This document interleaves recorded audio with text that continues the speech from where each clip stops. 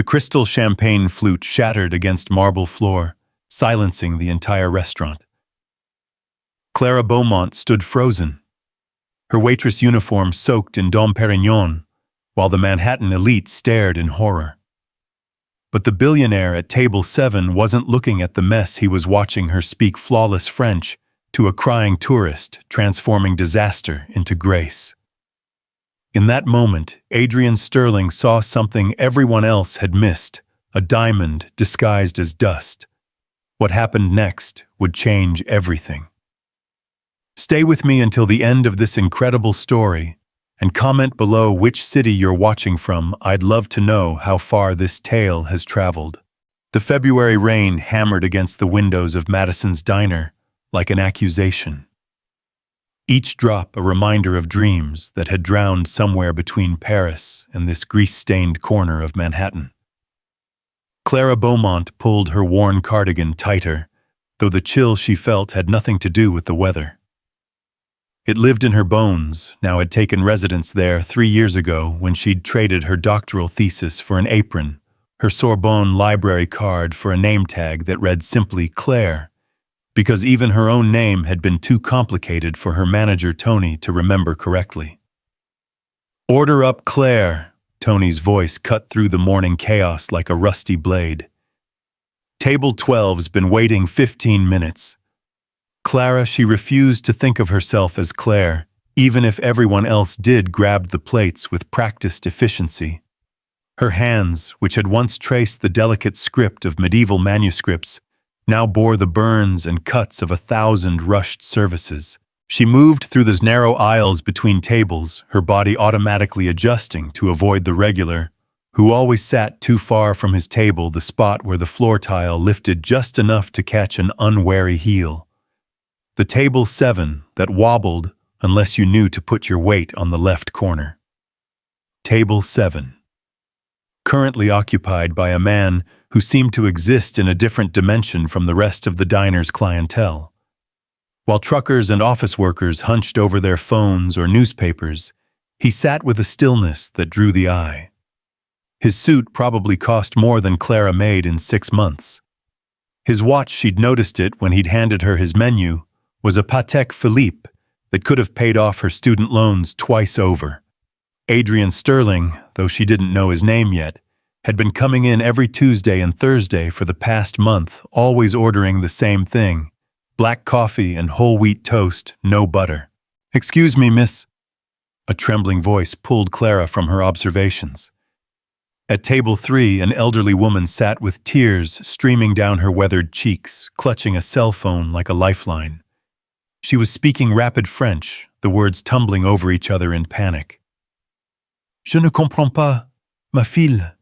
L'hôpital. Je ne sais pas quoi faire."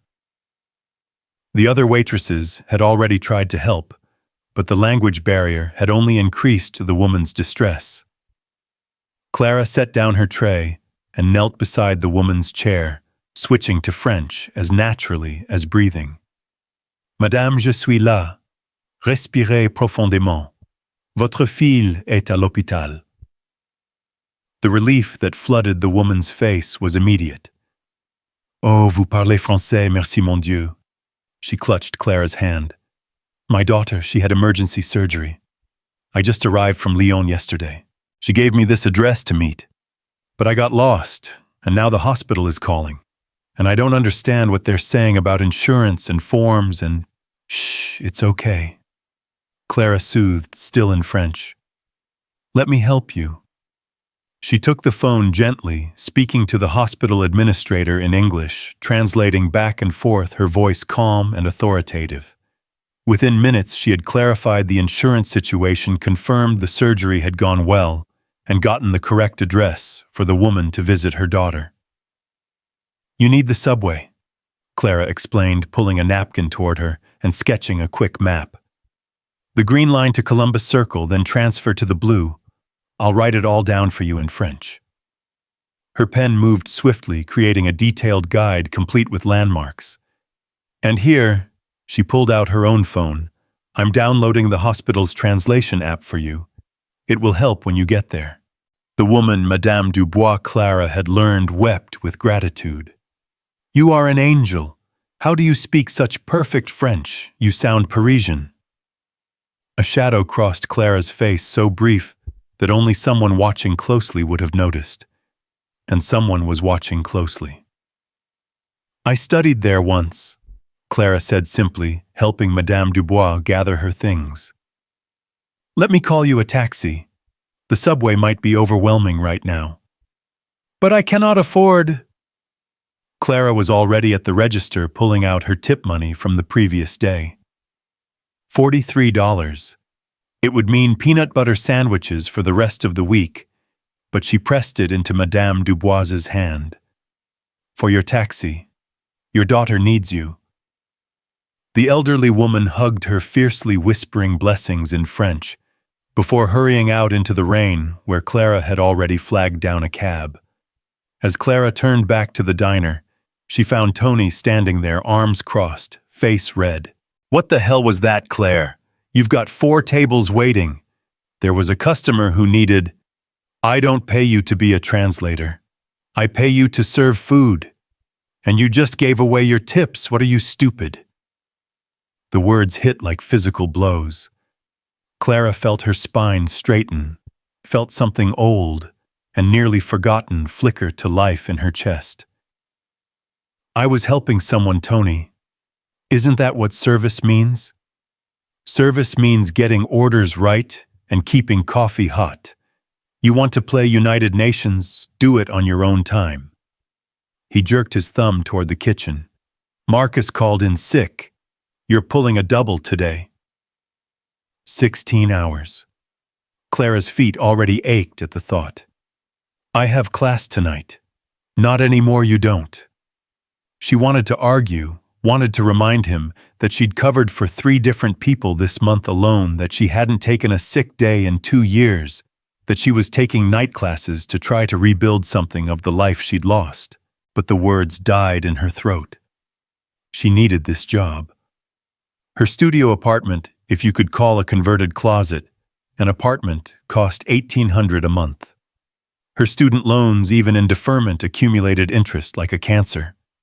Her mother's medical bills from her final year still arrived occasionally, zombie debts that refused to die, even though Patricia Beaumont had been gone for 4 years now. "Fine," Clara said quietly. "And stop wasting time with the French crap. This is America. We speak English here." Adrian Sterling set down his coffee cup with deliberate precision. The sound it made against the saucer was barely audible, but Tony turned as if he'd shouted.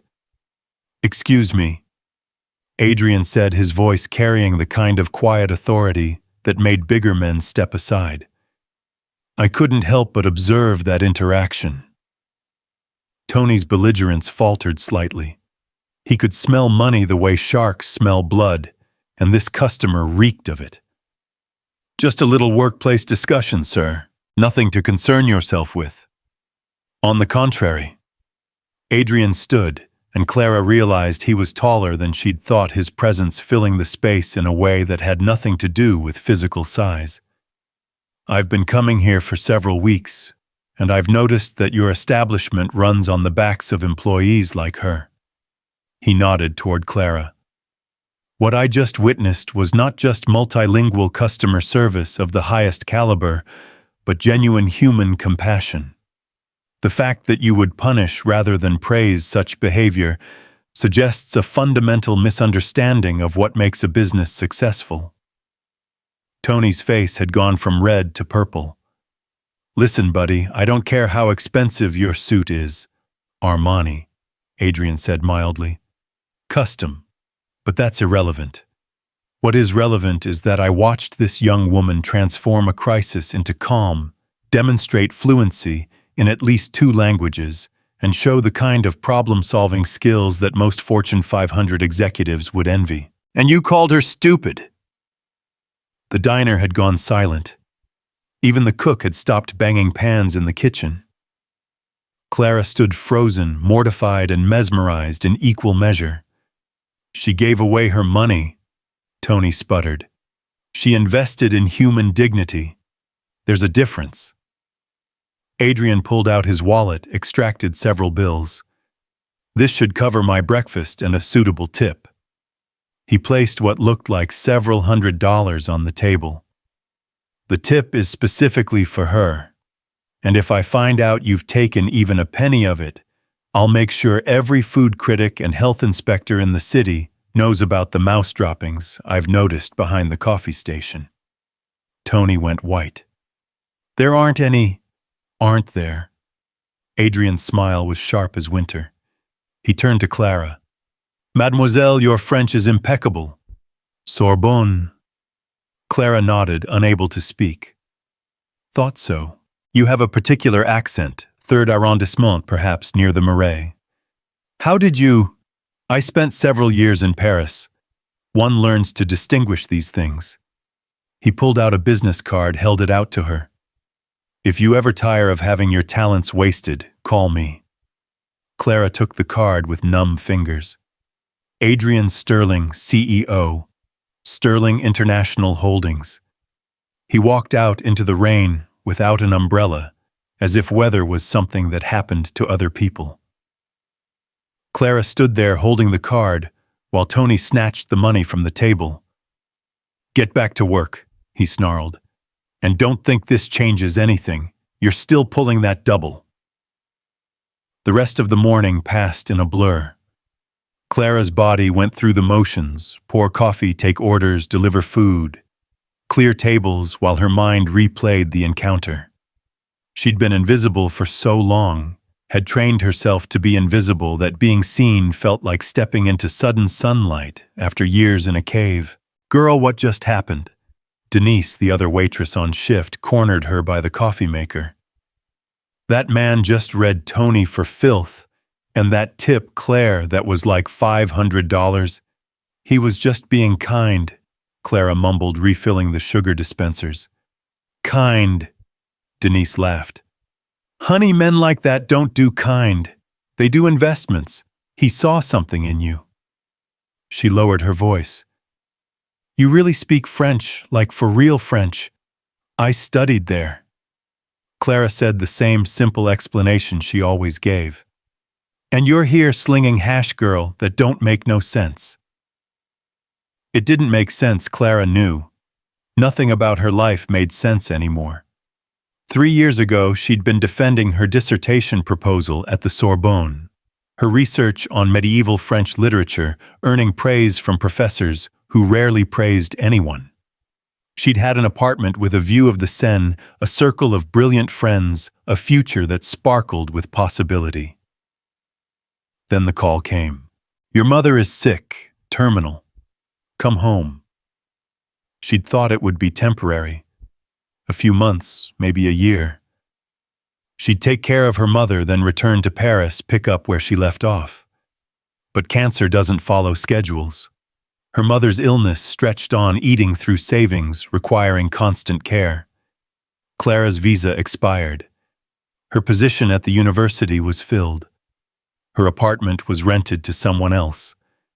Piece by piece, her life in Paris disappeared like a dream upon waking.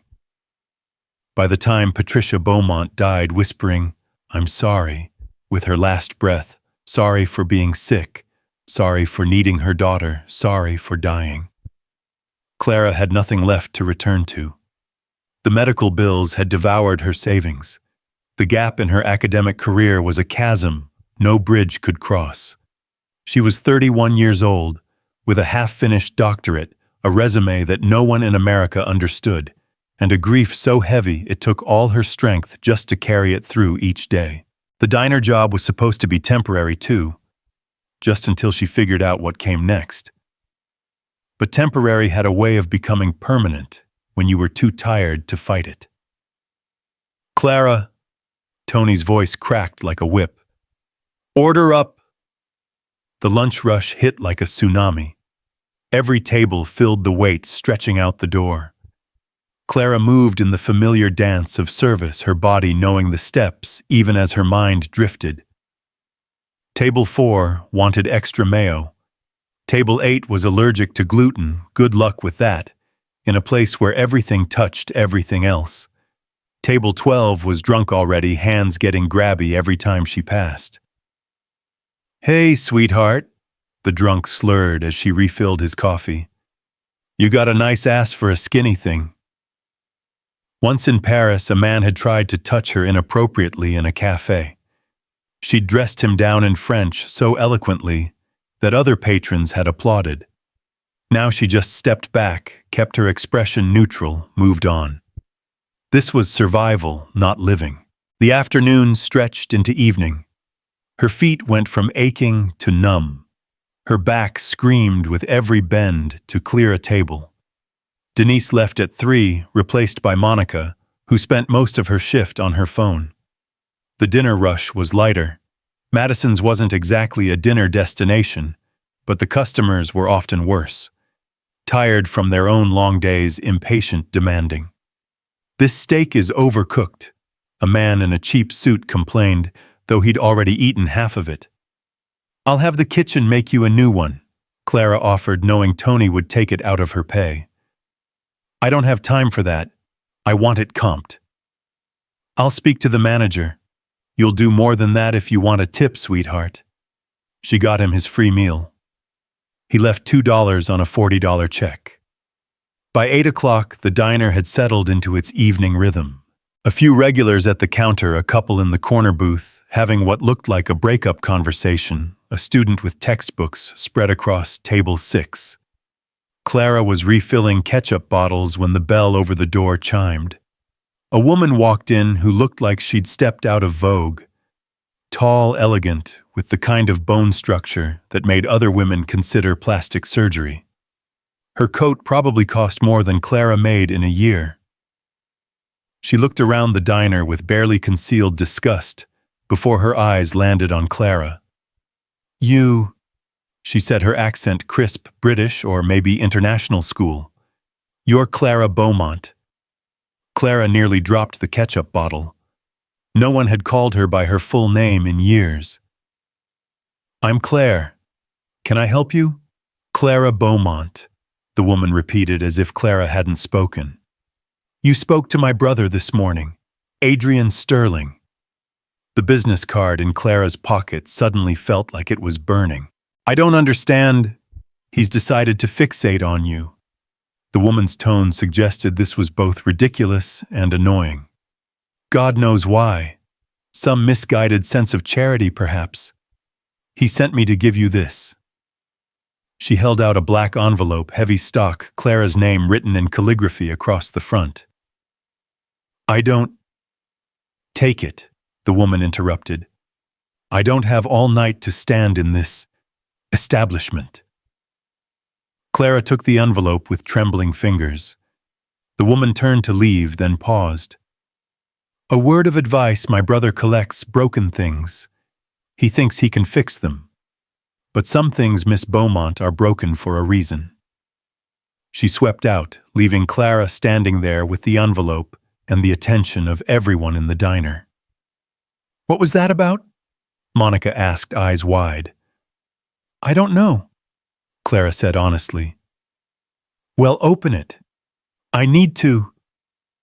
Clara gestured vaguely toward the restroom and fled. In the relative privacy of the stall, she opened the envelope with shaking hands. Inside was Adrian Sterling's business card again, but this one was different, heavier.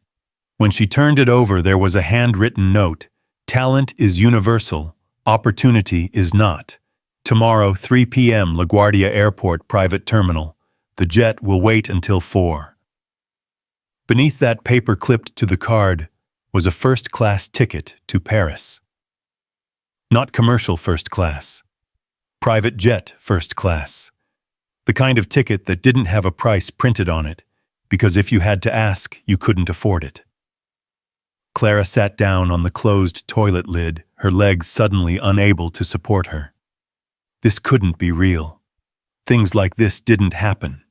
Not to her. Not anymore. She'd learned to stop expecting miracles when her mother's prayer circle had failed to pray away the cancer. She looked at the ticket again. Her name was spelled correctly. Clara Marguerite Beaumont. How had he known her middle name? A pounding on the door made her jump. "Claire, we got customers. Coming." She carefully placed the envelope in her pocket, splashed cold water on her face, and returned to the floor. The rest of her shift passed in a surreal haze. She served coffee to the student, cleared the breakup couple's table they'd reconciled over dessert, wiped down counters, all while the envelope seemed to pulse in her pocket like a living thing. "You okay?" Monica asked. "You look weird." "Just tired." That woman was intense. She looked like she'd never eaten a carb in her life. Clara managed a laugh. "Probably hasn't." By the time Tony finally let her leave at 11, "And don't be late tomorrow." Clara was exhausted beyond measure. She walked to the subway in a daze, barely noticing the cold rain that had started again. On the platform waiting for the train, she pulled out the envelope again, rereading the note under the fluorescent lights. Tomorrow, 3 p.m. Tomorrow, she was scheduled to work. Tomorrow, she had the evening shift at her other job, the bookstore that paid even less than the diner, but at least let her be around books. Tomorrow was just another day in the endless stretch of days that had become her life. But what if it wasn't? The train arrived, and Clara found a seat in the corner. Around her, New York's night shift was heading home or heading out, nurses in scrubs, club kids in glitter, a man with a mop bucket who looked as tired as she felt. She looked at her reflection in the dark window and saw a stranger. When had she gotten so thin? When had those lines appeared around her eyes? When had she started looking like someone who had given up? Her phone buzzed. A text from her roommate, Janine. "Rent's due tomorrow. Don't forget."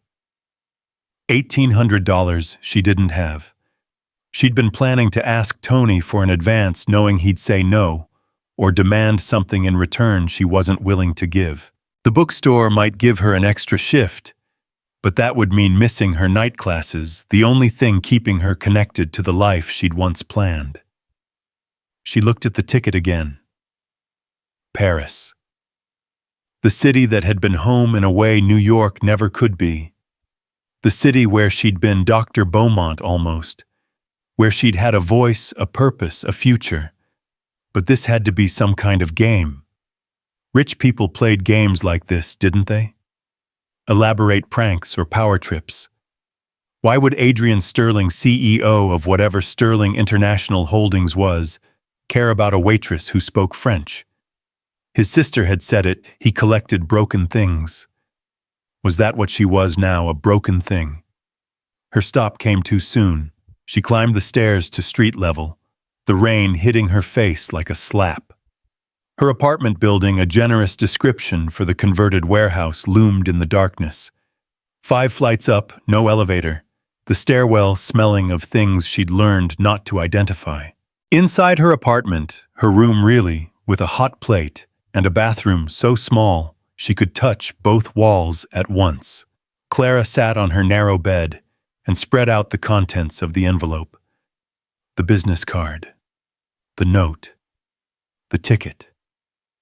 She opened her laptop, ancient and held together with duct tape, and searched for Adrian Sterling. The results made her stomach drop. Adrian Sterling, 38. CEO of Sterling International Holdings, net worth estimated at $4.2 billion. Started with a single acquisition at 23, built an empire on buying distressed companies and transforming them. Known for unconventional methods and controversial decisions. Graduated from Harvard MBA from INSEAD, outside Paris. She kept reading. Numerous articles about his business tactics, his ruthlessness in negotiations, his ability to see value where others saw none. And then, a smaller article from the New York Post's gossip section, Sterling's strange charity billionaire, known for unusual philanthropic gestures. The article detailed several instances of Adrian Sterling randomly selecting individuals for life-changing opportunities. A janitor sent to medical school, a single mother given a tech startup, a homeless veteran made CEO of a Sterling subsidiary. The article's tone was skeptical, suggesting publicity stunts or tax write-offs, but the people featured seemed real enough. Their lives had genuinely changed. Clara closed the laptop and lay back on her bed, staring at the water stains on the ceiling that she'd tried to convince herself looked like clouds. Her mother would have said this was a sign, a reward for helping Madame Dubois. Her thesis advisor would have said to examine the opportunity, critically assess the risks and benefits. Her old self, the Clara who'd walked the streets of Paris with confidence and purpose, would have already been packing. But that Clara was gone, wasn't she? Buried somewhere between medical bills and double shifts between "I'm sorry for your loss" and "order up." She reached for her phone, then stopped. Who would she call? She'd lost touch with her friends from Paris, too ashamed to admit her life had collapsed. Her friends here were work friends, surface-level relationships built on shared exhaustion. There was no one to ask for advice, no one to talk her out of it or into it. The rain grew heavier, drumming against her single window. Somewhere in the building, a baby cried. A door slammed. A couple argued in Spanish, the sounds of lives as small and trapped as her own. Clara picked up the ticket again. Tomorrow, 3 p.m. She thought about Madame Dubois, the relief in her eyes when Clara had spoken French. She thought about Adrian Sterling's words, "Talent is universal, opportunity is not." She thought about her mother's last words, that eternal apology for a situation neither of them could control. Then she thought about tomorrow's shift, Tony's sneering face, the drunk customers, the endless circle of coffee and complaints, tips and insults, the night classes she could barely stay awake for, the degree she'd never finish, the life that stretched ahead like a prison sentence with no possibility of parole. Clara stood and pulled her suitcase from under the bed. It was the same one she'd taken to Paris 6 years ago, covered in stickers from places she'd never see again. Inside, carefully wrapped in tissue paper, were the few things she'd kept from her old life. A silk scarf bought at a market in Montmartre, her student ID from the Sorbonne, a photo of her and her mother at her college graduation, both of them glowing with pride and possibility. She looked at the photo for a long moment. Her mother had worked 2 jobs to put her through college, had cried when Clara got into the Sorbonne, had insisted she go even though it meant being an ocean apart. "Live your dreams for both of us," Patricia Beaumont had said at the airport. Clara had failed at that, hadn't she? Her dreams had died with her mother buried under medical debt and grief. But maybe they could be resurrected. Or maybe this was just another false hope, another disappointment waiting to happen. She wouldn't know unless she tried. Clara began to pack. At 2 a.m. her phone rang. She didn't recognize the number but answered anyway. "Miss Beaumont?" The voice was crisp, professional. "This is Harrison Webb, Mr. Sterling's assistant. I'm calling to confirm your flight tomorrow." I'm not sure." "Mr. Sterling asked me to relay a message. He said to tell you that doubt is normal, fear is expected, but regret is permanent." The line went dead. Clara looked around her tiny apartment at the life she'd built from the wreckage of her dreams. It wasn't much, but it was hers. Safe, predictable, small. She thought about the woman who'd delivered the envelope. Some things are broken for a reason. Maybe she was right. Maybe Clara was broken. But broken things could sometimes be repaired, couldn't they? Sometimes they could even be transformed into something better, stronger, more beautiful. The Japanese had a word for it, kintsugi, the art of repairing broken pottery with gold, making the repaired piece more valuable than the original. Her alarm would go off in 4 hours for her morning shift. She could go to work, serve coffee, pull her double shift, come home to this same room and this same life. Safe, predictable, small. Or she could take a chance on something impossible. Clara zipped up the suitcase and set her alarm for noon. She'd go to the airport. She'd see what Adrian Sterling wanted. And maybe, just maybe, she'd find out if broken things could really be fixed with gold. The rain had stopped. Through her window, she could see a sliver of sky between the buildings, stars barely visible through the light pollution. Somewhere out there, across an ocean, Paris was waking up. The city that had once been home that might be home again, or might just be another disappointment in a life full of them. But she wouldn't know unless she tried. Clara closed her eyes, and for the first time in 3 years, allowed herself to dream. The alarm shrieked at noon, but Clara had been awake since dawn, staring at the water-stained ceiling as if it held answers to questions she couldn't articulate. Her suitcase sat by the door, like a patient companion, packed with the remnants of a life she'd once lived, and the desperate hope for something more. She dressed carefully in her best outfit, a black dress she'd bought in Paris years ago, miraculously preserved despite everything. It still fit, though it hung looser now, her body whittled down by stress and irregular meals. Her phone had 17 missed calls from Tony. She didn't listen to the voicemails.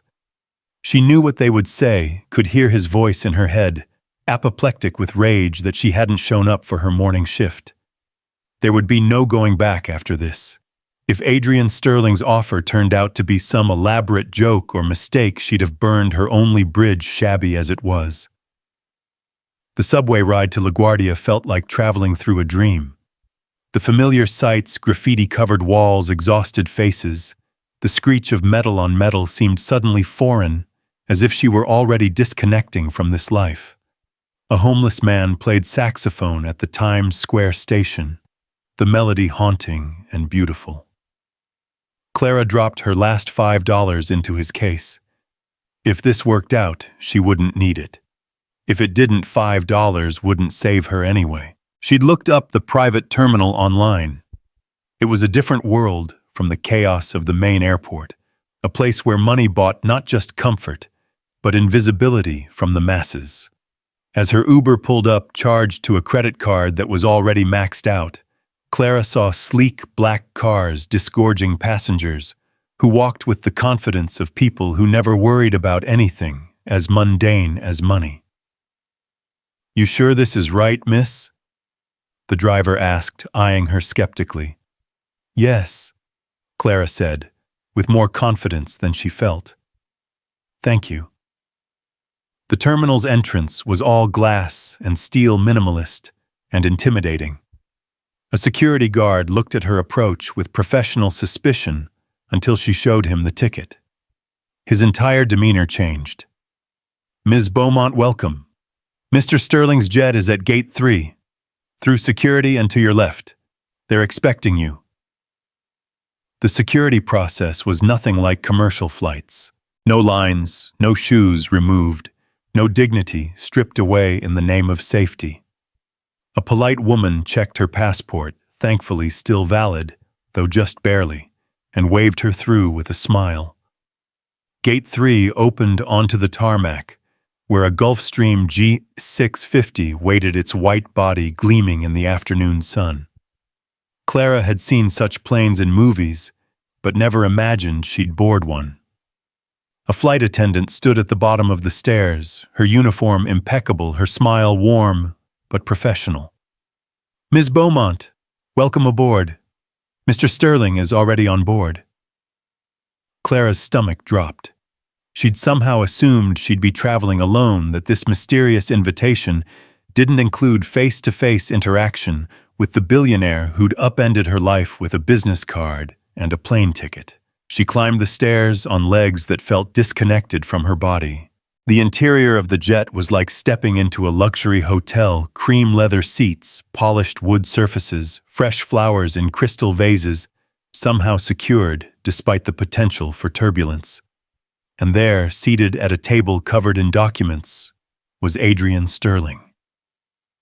He looked up from his work, and Clara was struck again by the intensity of his presence. In the diner, she'd been too shocked to really see him. Now she noticed details: the premature silver at his temples, the scar through his left eyebrow, the way his fingers held his pen with the same precision he'd displayed with his coffee cup. "Ms. Beaumont, you came." "I almost didn't," Clara admitted, surprised by her own honesty. "But you did. That's what matters. Please sit." He gestured to the seat across from him. "We'll take off in a few minutes. Can I offer you anything? Champagne, coffee, something to eat? I imagine you haven't had lunch." And she hadn't eaten since yesterday's peanut butter sandwich, but her stomach was too knotted to accept food. "Just water, please." The flight attendant appeared instantly with crystal glasses and bottles of water that probably cost more than Clara's usual weekly groceries.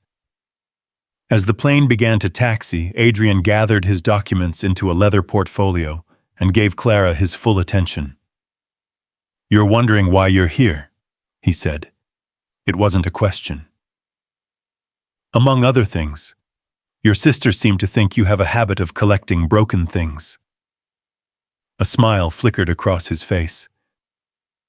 "Isabel has never forgiven me for being born first, and male, thereby inheriting the company she believes she could run better.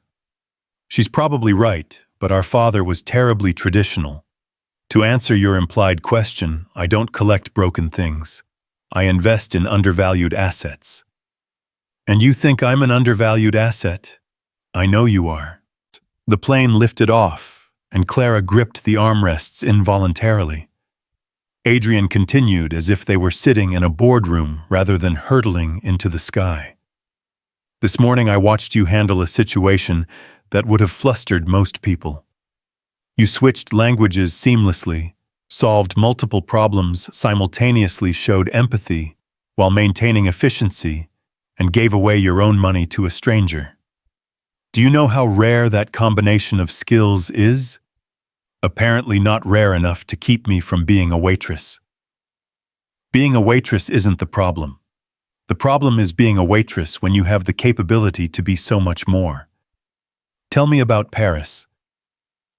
The directness of the question caught her off guard.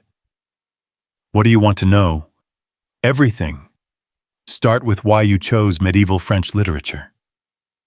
Clara looked out the window at the clouds below, gathering her thoughts. It had been so long since anyone had asked about her real life, her before life, that she'd almost forgotten how to talk about it. "My mother was a high school French teacher," she began slowly. "She loved the language, the culture, everything about France, but she'd never been there. Couldn't afford it. So she lived it through books, through films, through the students she taught. She used to read me French fairy tales when I was little, the original versions, dark, complex, nothing like the Disney sanitized ones." Adrian listened without interrupting his attention, complete in a way that made Clara feel like she was the only person in the world. "When I got to college, I took French as an easy A, something familiar. But my professor, Dr. Matherson, introduced me to medieval texts. The Chanson de Roland Chrétien de Troyes, Marie de France. These voices from centuries ago telling stories that still resonated, still mattered. I was hooked. I wanted to understand not just what they were saying, but why they were saying it, what their world was like, how these texts shaped and were shaped by their society." She paused, embarrassed by her own enthusiasm. "I'm sorry this must be boring. On the contrary, continue." "I got into the Sorbonne's doctoral program. It was everything." Mom cried at the airport, happy tears. She said I was living the dream she'd never could. I promised I'd bring her to Paris as soon as I was settled, show her everything. Clara's voice caught. Adrian poured her more water, a simple gesture that somehow conveyed understanding without pity. I was there for 2 years. My research was on the representation of female agency, in 13th century Romance literature. How women in these texts found ways to exercise power within the constraints of their society. My advisor said it was groundbreaking work. I had interest from publishers, invitations to conferences. I was 28 and felt like I was exactly where I was supposed to be. And then Mom got sick. Clara's voice flattened. Pancreatic cancer. Stage 4 by the time they found it. 6 months, they said. She lasted 14. I came home thinking it would be temporary. But cancer doesn't care about your plans. Treatment failed. Experimental trials failed. Prayer failed. Everything failed except the bills. Those never failed to arrive. She looked at Adrian directly. Have you ever watched someone you love disappear piece by piece, not just physically, but everything that made them who they were? The cancer took her body, but the drugs took her mind. Toward the end, she didn't even know who I was. She'd cry and ask for her daughter, and I'd tell her I was right there, and she'd say no, her daughter was in Paris living her dreams.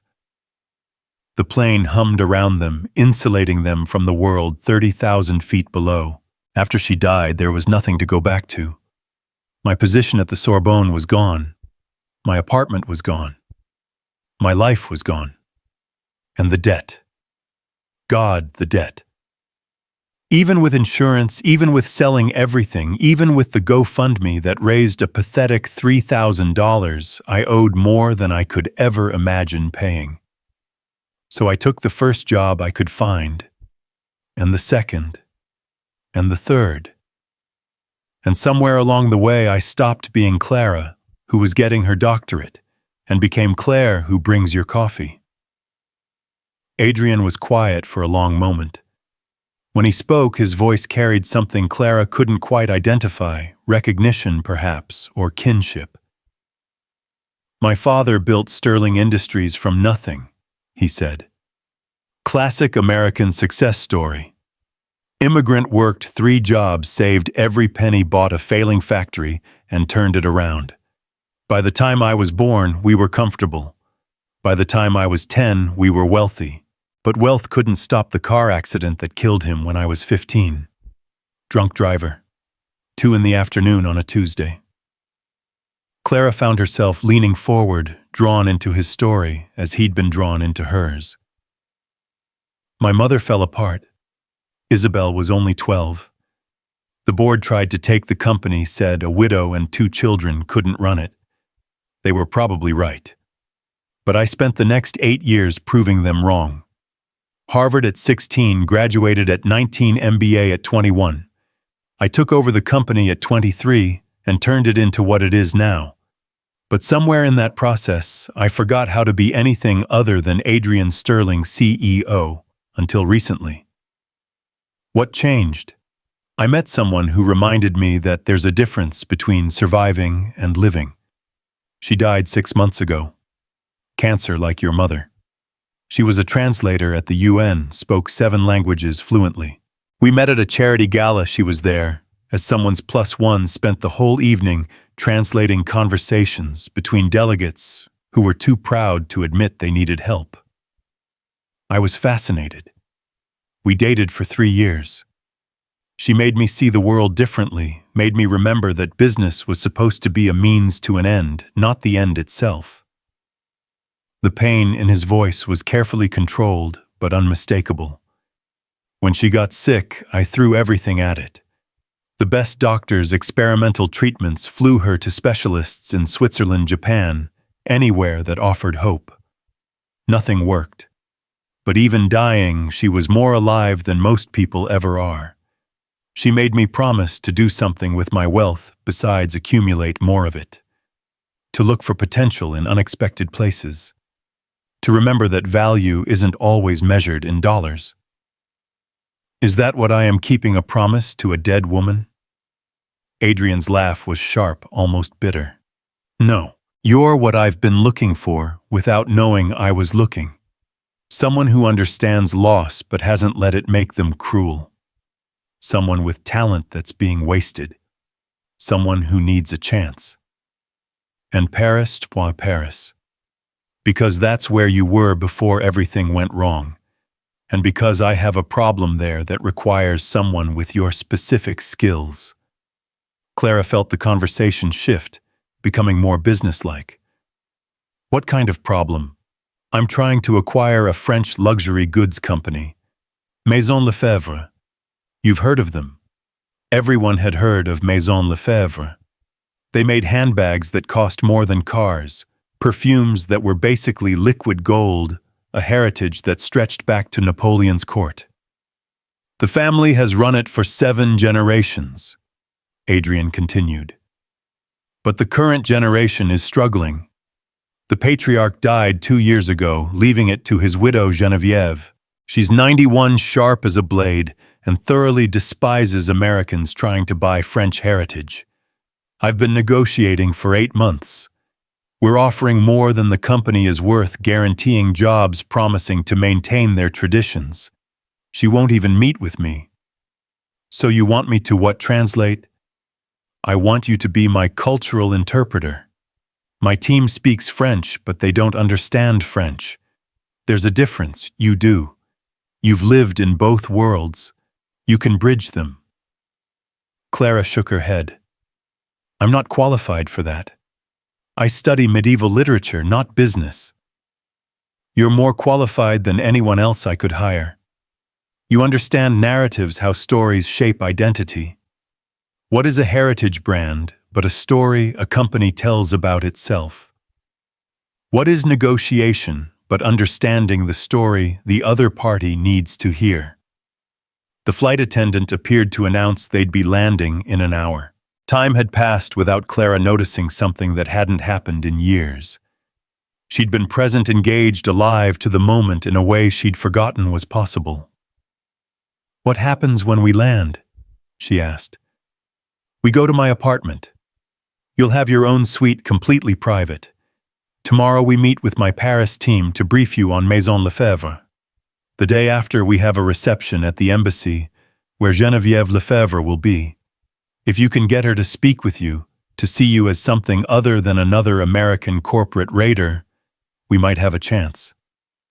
And if I can't, then you'll have had a week in Paris, all expenses paid, and I'll pay you $50,000 for your time. Clara nearly choked on her water. 50,000. If you succeed, if we acquire Maison Lefebvre with your help, I'll pay you 500,000. Plus a position in the company if you want it, or funding for whatever you want to do next. Finish your doctorate. Start your own business. Whatever you choose. The numbers were impossible, incomprehensible. More money than she'd ever imagined having. Enough to pay off the medical debt, to start over, to dream again. Why? She asked. Why are you really doing this? Adrian looked out the window at the approaching European coastline. Because I can. Because it's right. Because my father came to America with nothing and built something from impossible odds, and he never forgot to help others do the same. Because Sophie, the woman I loved, believed that privilege came with responsibility. Because this morning I watched you choose kindness, even when the world has given you every reason to choose bitterness, and that's rarer than you might think. He turned back to her. But mostly because you remind me of someone I used to know, someone who believed they could change the world through understanding stories, someone who got lost and needs to be found again. You mean me? I mean both of us. The plane descended through clouds, and suddenly Paris was spread below them. The city of light, living up to its name as the setting sun turned the Seine to gold. Clara pressed her face to the window like a child, her heart racing with something that felt dangerously close to hope.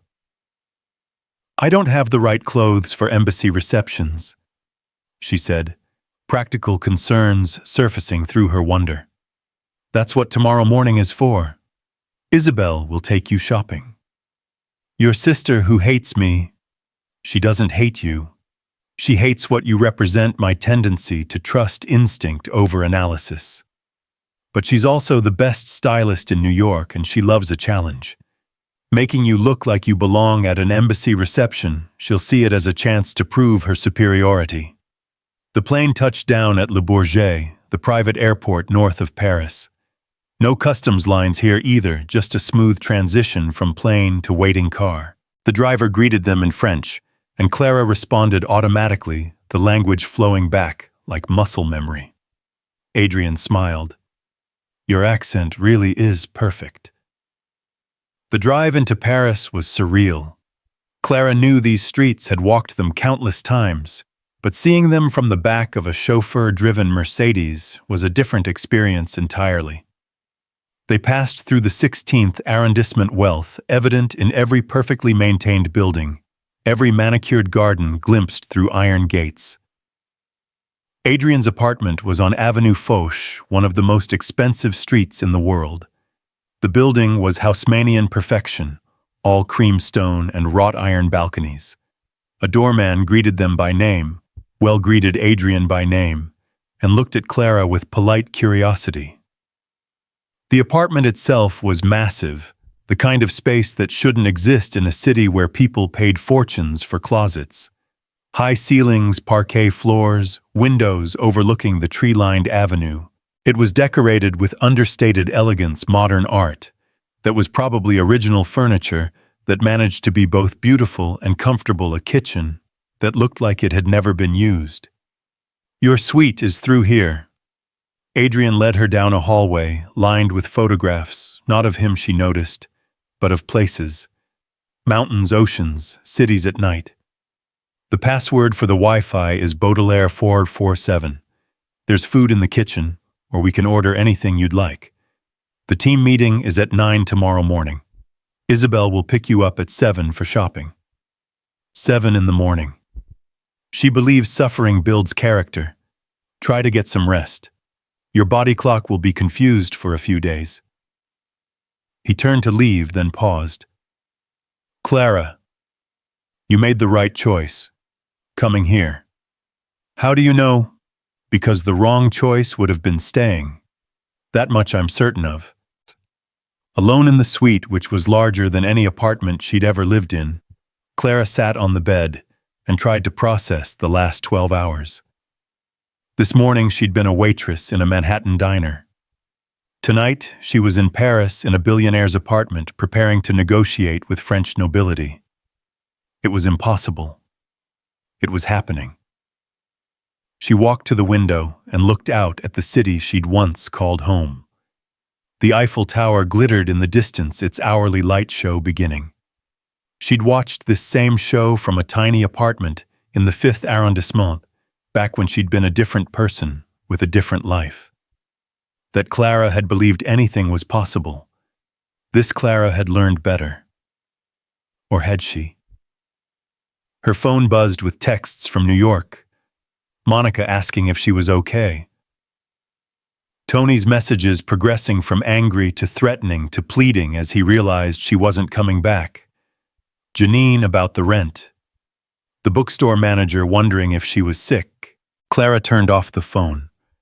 That life, that world could wait. For now, for this moment, she was in Paris. She was being given a chance to be more than she'd become. It might all fall apart tomorrow. Adrian Sterling might be playing some elaborate game she didn't understand. The whole thing might be too good to be true. But tonight, in this beautiful room, in this beautiful city, Clara allowed herself to believe that sometimes, just sometimes, broken things could be made whole again. Different, certainly. Changed by the breaking and the mending. But whole nonetheless. She found a notebook and pen in the desk drawer and began to write not about medieval literature or corporate negotiations, but about transformation. About the moment when one story ends and another begins. About women who found ways to exercise power within the constraints of their society, whether that society was 13th century France or 21st century America. The words flowed like they hadn't in years, And Clara wrote until the city grew quiet, and her eyes grew heavy, filling page after page with the story of a woman who spoke French to a stranger and changed her life. When she finally slept, she dreamed in French for the first time in 3 years.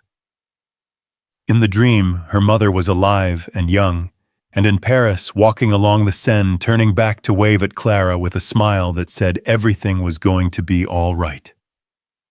The knocking at her door came at 6:45 a.m., sharp and insistent. Clara jolted awake, momentarily confused by the unfamiliar surroundings, before memory flooded back. Paris. Adrian Sterling. The impossible chance. 15 minutes! Isabel Sterling's voice carried through the door with the authority of someone who'd never been kept waiting in her life. Wear something decent, if you have it. Clara scrambled out of bed, catching her reflection in the gilt mirror. Her hair was wild, her face creased from sleep, but her eyes looked alive in a way they hadn't in years. She threw on the black dress from yesterday, the only decent thing she owned, and managed to tame her hair into something resembling professional. Isabel was waiting in the living room, looking like she'd stepped off a runway despite the early hour. Her assessment of Clara was swift and merciless, taking in the worn dress, the scuffed shoes, the handbag held together with hope and superglue. "My brother has outdone himself," she said, but there was something in her tone that wasn't entirely unkind. "You're a size 6 American, yes, 4 in France. Shoe size 38. We have work to do." The car was waiting outside another sleek Mercedes that moved through Paris morning traffic like it owned the streets. Isabel was on her phone speaking rapid French to someone about appointments and alterations. Clara caught enough to understand they weren't going shopping, they were going on a campaign. "Tell me," Isabel said, ending her call and fixing Clara with those sharp, sterling eyes. "What do you know about Geneviève Lefebvre? She's 91, widowed, running a luxury empire." "No." Isabel's interruption was sharp. "That's what Wikipedia knows. What do you know?" Clara thought about it. "Nothing, really." "Exactly. And you have 48 hours to convince her to sell her life's work to Americans. My brother believes you can do this because you speak French and gave away your tips to an old woman. I think he's lost his mind, but I've been wrong about his instincts before. Rarely, but it happens." The car stopped outside a building that didn't look like a store. No window displays, no signs, just a discreet brass plaque that read Maison Verlaine. "Verlaine doesn't dress just anyone," Isabel said as they entered. "But they dress me, and that's enough." The interior was all hushed elegance gray carpet, thick enough to sleep on mirrors that somehow made everyone look beautiful, and clothes that seemed to glow with their own inner light. A woman who could have been anywhere from 40 to 60 glided toward them, her smile warming when she saw Isabel. "Isabelle, ma chère, you didn't tell me you were in Paris." "Emergency visit, Sylvie. This is Clara Beaumont. She needs everything." Sylvie's assessment was even more thorough than Isabel's had been, but somehow kinder. "American, but she lived here. I can see it in how she stands. The French changes you, non come we begin." What followed was 3 hours of transformation. Clara stood, sat, turned, walked, while Sylvie and her assistants brought outfit after outfit. Isabel vetoed most of them with a simple shake of her head, occasionally offering commentary that was both cutting and instructive. "Not that color, it makes her look dead. The cut is wrong for her shoulders. Better, but she's not a banker. She needs to look intelligent, but approachable. Sophisticated, but not threatening." Clara felt like a doll, or maybe a character being costumed for a play she didn't know the script for. But gradually she began to understand what Isabel was doing. Each outfit told a story, projected an image. The wrong clothes would mark her as an outsider before she even spoke. "This," Isabel finally said when Clara emerged in a navy dress that managed to be both conservative and modern. "This is who you need to be." Clara looked at herself in the three-way mirror and saw a stranger. No, not a stranger, a ghost. The woman she might have become if life had gone differently. "Now shoes," Sylvie announced, and the process began again. By the time they were finished, Clara had a wardrobe that would have cost more than she'd made in the last 3 years combined. Isabel signed for it without even looking at the total. "My brother is paying," she said, noting Clara's distress. "Consider it a business expense. You can't negotiate with Geneviève Lefebvre looking like you shop at Target." As they were leaving, Isabel stopped and turned to Clara. "You helped an old French woman yesterday, in the diner." "Yes." Adrian didn't see that part. He was already outside watching through the window. "I had someone pull the security footage." She paused, seeming to wrestle with something. "It was kind what you did. Unnecessary and financially foolish, but kind. She needed help. Most people need help. Most people don't get it." Isabel's mask slipped for just a moment, revealing something vulnerable underneath. Geneviève Lefebvre is not a sweet old woman who needs help. She's a shark who survived in waters that would have drowned most people. She's brilliant, ruthless when needed, and absolutely devoted to her company's legacy. If you approach her with pity or condescension, she'll destroy you. Then how do I approach her? As an equal. As someone who understands that some things matter more than money. As someone who knows what it means to lose everything and keep going anyway. Isabel studied her. "Can you do that?" "I don't know." "At least you're honest. My brother usually hires people who pretend to know everything." The car pulled up to Adrian's building. "The team meeting is in an hour. Wear the gray suit, the Louboutin heels, the ones with the red soles and the pearl earrings. Pull your hair back, but not severely. You want to look competent, but not trying too hard." Clara started to thank her, but Isabel was already on her phone again, dismissing her with a wave. Back in her suite, Clara laid out the clothes Isabel had specified, marveling at the quality. The fabric felt like water between her fingers. The shoes fit perfectly, though she'd need practice walking in heels again. She dressed carefully, each piece of clothing feeling like armor. When she looked in the mirror, she saw someone who might actually belong in Adrian Sterling's world.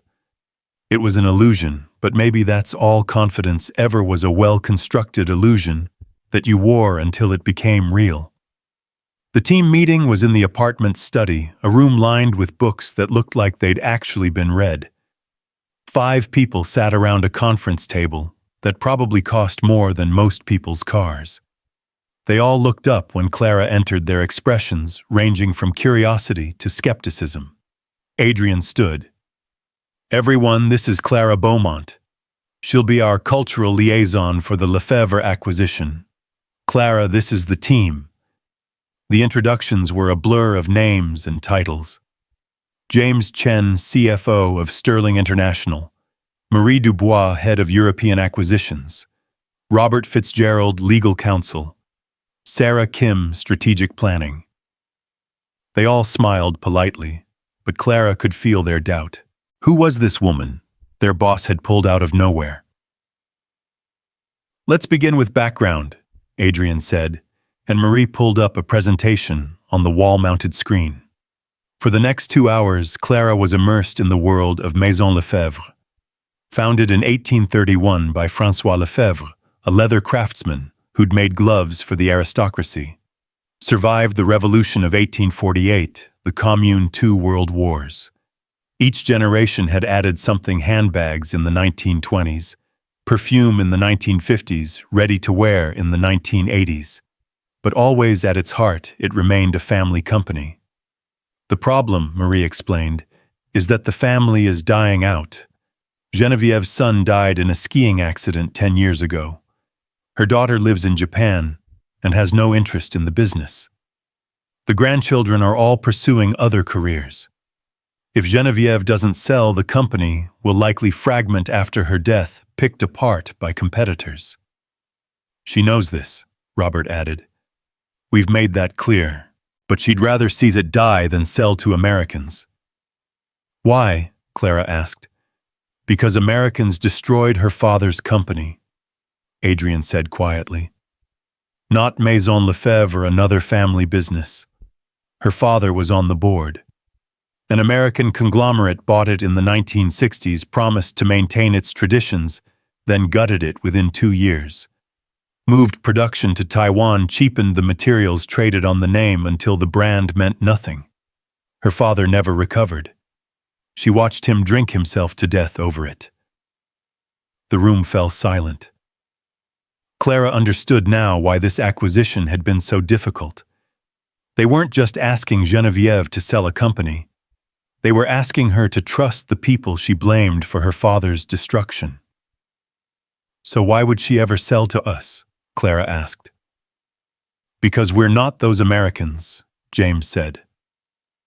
Sterling International has a track record of preserving heritage brands. Look at Whitmore & Sons in London, Nakamura Textiles in Kyoto. We don't destroy, we preserve and grow. But she won't listen long enough to hear that, Sarah added. The moment she hears American accent, she shuts down. Adrian turned to Clara. That's where you come in. You're American, but you're also not. You understand both worlds. You can speak to her in her language, not just French, but the language of someone who understands loss and legacy. The embassy reception is tomorrow night, Marie said. Genevieve will be there, she never misses it. It's honoring French-American business relations, ironically enough. She goes to remind everyone that some things shouldn't be for sale. Your job, Adrian said, is to make her see you as a person before she sees you as part of our team. Talk to her about anything except business. Let her get to know you. If she likes you, if she trusts you, she might give us a chance. And if she doesn't, then we've lost nothing we haven't already lost, Robert said. We've been trying for 8 months. One more failure won't matter. But Clara could see in Adrian's eyes that it would matter. This wasn't just another acquisition for him. This was about proving something, though she wasn't sure what or to whom. The meeting continued with details about Maison Lefebvre's financial situation. Precarious, but not desperate. Their competition circling like vultures, and the offer Sterling International had made generous to the point of absurdity. Clara took notes, trying to absorb 20 years of business complexity in 2 hours. Questions? Adrian asked as the meeting concluded. Just one, Clara said. What does Genevieve Lefebvre care about? Not the company that's obvious, but personally. What matters to her? The team exchanged glances. Art, Marie said finally. She's on the board of the Musée d'Orsay. Her personal collection is supposedly extraordinary. Literature, Sarah added. She studied at the Sorbonne in the 1950s. There were rumors she wanted to be a writer before she married into the Lefebvre family. And her cat, Robert said, earning looks from everyone. What I did research. She has a 20-year-old cat named Baudelaire. Takes it everywhere in a Hermès bag. Clara smiled for the first time all morning. A 91-year-old woman with an ancient cat named after a decadent poet. Maybe they had more in common than anyone realized. The team dispersed, leaving Clara and Adrian alone in the study. He was looking out the window at the Paris skyline, his expression unreadable. Second thoughts, he asked without turning. Third and fourth thoughts, Clara admitted. This is insane. I'm not qualified. Do you know what quality I look for when I hire someone? He turned to face her. Not experience, not education, not even intelligence, though those all help. I look for hunger. Not desperation that makes people reckless, but hunger. the deep gnawing need to be more than they are. And you think I'm hungry. I think you're starving. The question is whether you're starving for the right things. Clara thought about her tiny apartment in New York, her double shifts, her night classes, that were supposed to lead somewhere but never did. What are the right things? Purpose, meaning, the chance to matter. He moved closer, and Clara could smell his cologne, something subtle and expensive. You've been surviving for so long you've forgotten what it feels like to live. This is your chance to remember. And if I fail, then you fail attempting something extraordinary instead of succeeding at something ordinary. Which would you rather? Before Clara could answer, Isabel entered without knocking. The embassy reception tomorrow starts at 8. Geneviève always arrives at 8:30, stays for exactly 90 minutes. She'll be wearing Chanel she always does for official events. She'll have one glass of champagne which she won't finish, and she'll spend most of her time near the Monet they have on loan. How do you know all this? Clara asked. Because I've been watching her for months trying to find an angle Adrian could use. I haven't found one. But maybe you will. She paused at the door. Wear the black cocktail dress tomorrow. The Valentino. And Clara, don't try to be someone you're not. Geneviève can smell artifice from across a room. Be yourself, just elevated. After Isabel left, Clara wandered back to her suite, overwhelmed by everything she'd learned. She sat at the desk and began making her own notes, not about financial projections or market analyses, but about story. The story of Maison Lefebvre, of Geneviève, of a legacy that might die because of wounds inflicted decades ago. Her phone rang. A New York number she didn't recognize. Clara? The voice was familiar but unexpected. Professor Matherson, her undergraduate advisor. I heard you were back in Paris. Professor, how did you... Adrian Sterling called me. Wanted to know about your work, your potential. I hope you don't mind that I spoke with him. No, I'm surprised. Clara, I'm going to tell you something I should have said 3 years ago. When you left for your mother, I understood. Family comes first. But when you didn't come back when I heard you were working in a diner, my heart broke. You had such promise. You still do. That life is over, Professor. Lives aren't over until we're dead, Clara. They just change direction. Mr. Sterling seems to think you could do extraordinary things in the business world. I disagree. Clara's heart sank. I think you could do extraordinary things in any world you choose to enter.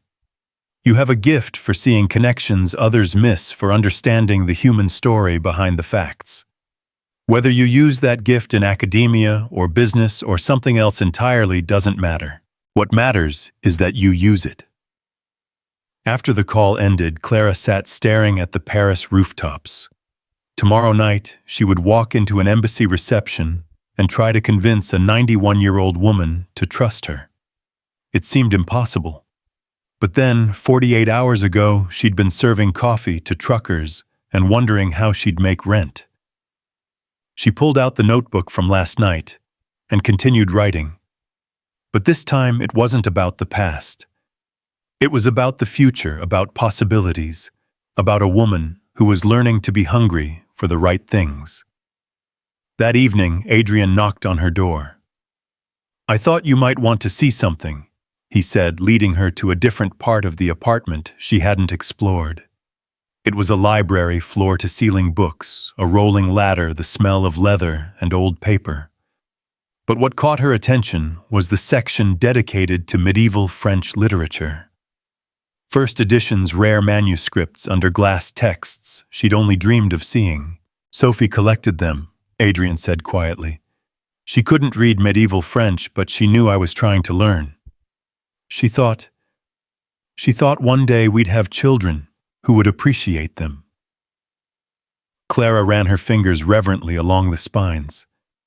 These are museum quality. Sophie believed beautiful things should be used, not just preserved. She'd want someone who understood them to enjoy them. Clara pulled out a volume of Christine de Pizan, the first professional female writer in Europe. She wrote about women finding their own power, creating their own spaces in a world that didn't want them to exist as independent beings. Sounds familiar. Adrian, Clara turned to him. Why are you really doing this? And don't say it's about the acquisition. He was quiet for a long moment, studying the books as if they held answers. When my father died, I was 15. Young enough to be destroyed by it, old enough to choose not to be. I made myself into someone who couldn't be hurt again. Built a fortress of money and power and success. It worked mostly. Then I met Sophie, and she made me realize I'd also built a prison. He picked up a small framed photo from the shelf, a woman with laughing eyes and wild curly hair, nothing like the polished people in Adrian's world. She was dying when this picture was taken. 3 weeks left. But look at her, she's radiant. She taught me that life isn't about avoiding pain. It's about choosing what's worth the pain. Building something meaningful, even knowing it might be lost. And Maison Lefebvre is worth the pain. No. But proving that American business can preserve rather than destroy, that might be. Showing Geneviève that not all wounds have to fester forever, that might be. And watching you remember who you are beneath the survival that's definitely worth it. Clara felt something shift in her chest, a loosening of bonds she hadn't realized were there. I might disappoint you. You might. But I don't think you will. You've already survived worse than disappointment. Now it's time to see what you can do when you're not just surviving. They stood together in the library, surrounded by centuries of stories, two people who'd lost too much trying to build something new from the ruins. Read whatever you like, Adrian said as he left. The books have been waiting for someone who understands them.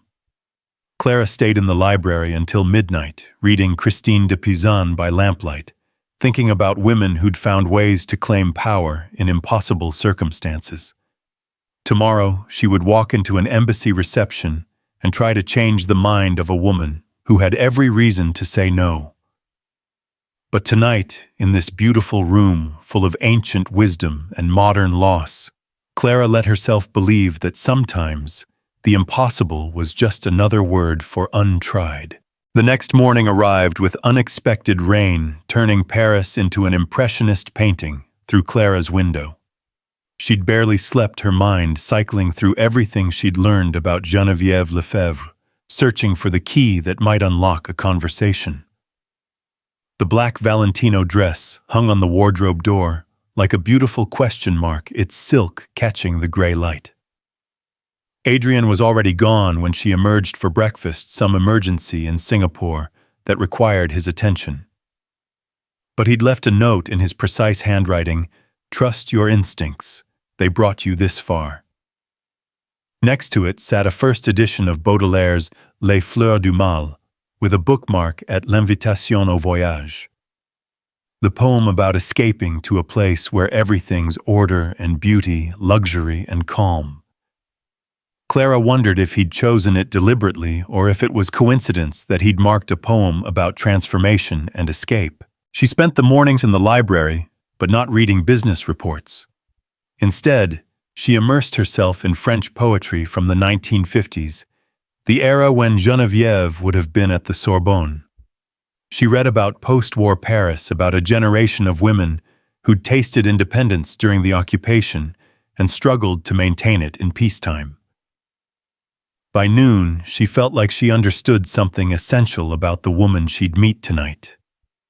Geneviève had come of age in a world remade by loss, where surviving meant adapting, but remembering meant honoring what was gone. Isabel arrived at 3 with a makeup artist and hairstylist in tow. "You look terrified," she observed, directing the professionals with quick gestures. "Good. Fear keeps you sharp. Confidence makes you stupid. Is that a Sterling family motto? It should be. Isabel studied Clara's face as the makeup artist worked. You know I investigated you. After Adrian brought you here. Clara's stomach tightened. And your thesis advisor at the Sorbonne, Professor Dumont, still talks about you. Says you were the best student he'd had in a decade. He actually seemed angry that you'd disappeared. Life happened? Life happens to everyone. Not everyone disappears. Isabel's tone was curious rather than cruel. What really made you give up? Clara thought about lying, giving the simple answer about her mother's illness. But something about Isabel's directness demanded honesty. I stopped believing I deserved it. Success, happiness, the life I'd planned. When you watch someone who did everything right die anyway, it makes you wonder what the point is of trying. Isabel was quiet for a moment.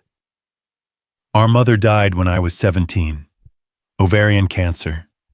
Adrian threw himself into work. I threw myself into perfection, perfect grades, perfect body, perfect everything. Because if I was perfect enough, maybe nothing bad would happen again. She laughed bitterly. Spoiler alert, bad things happened anyway. So what did you do? I decided that if bad things were going to happen regardless, I might as well be fierce while facing them. You can't control fate, but you can control how you meet it. She stepped back, examining Clara's completed look. There. You look like someone who belongs in any room she enters. Clara looked in the mirror and saw a woman she almost recognized. Elegant, sophisticated, with something burning behind her eyes that hadn't been there in years. The dress fit perfectly, the makeup subtle but transformative, her hair swept up in a way that suggested both control and possibility. One more thing, Isabel said, producing a velvet box. Inside was a necklace Art Deco diamonds that caught the light like trapped stars. It was our mother's. Adrian doesn't know I have it. But Geneviève will recognize the period, the craftsmanship. It will mark you as someone who understands that some things transcend their monetary value. Isabel, I can't. You can and you will. Consider it a loan. Besides. She smiled, and for the first time it reached her eyes. I want to see if my brother's instincts are right. He thinks you're special. Prove it.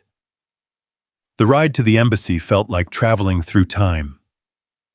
The building itself was a monument to French-American relations, all marble and gilt and history. Clara's invitation, arranged by Adrian's seemingly infinite connections, got her through security and into a reception hall that hummed with power and money. Ambassadors mixed with CEOs, cultural attachés, with hedge fund managers, everyone speaking in the careful tones of people who knew their words had weight. Clara accepted a glass of champagne she had no intention of drinking and moved through the room with purpose. She'd spotted the Monet on the far wall, one of his cathedral studies, all light and shadow, and implied spirituality. If Isabel's intelligence was correct, Geneviève would gravitate there.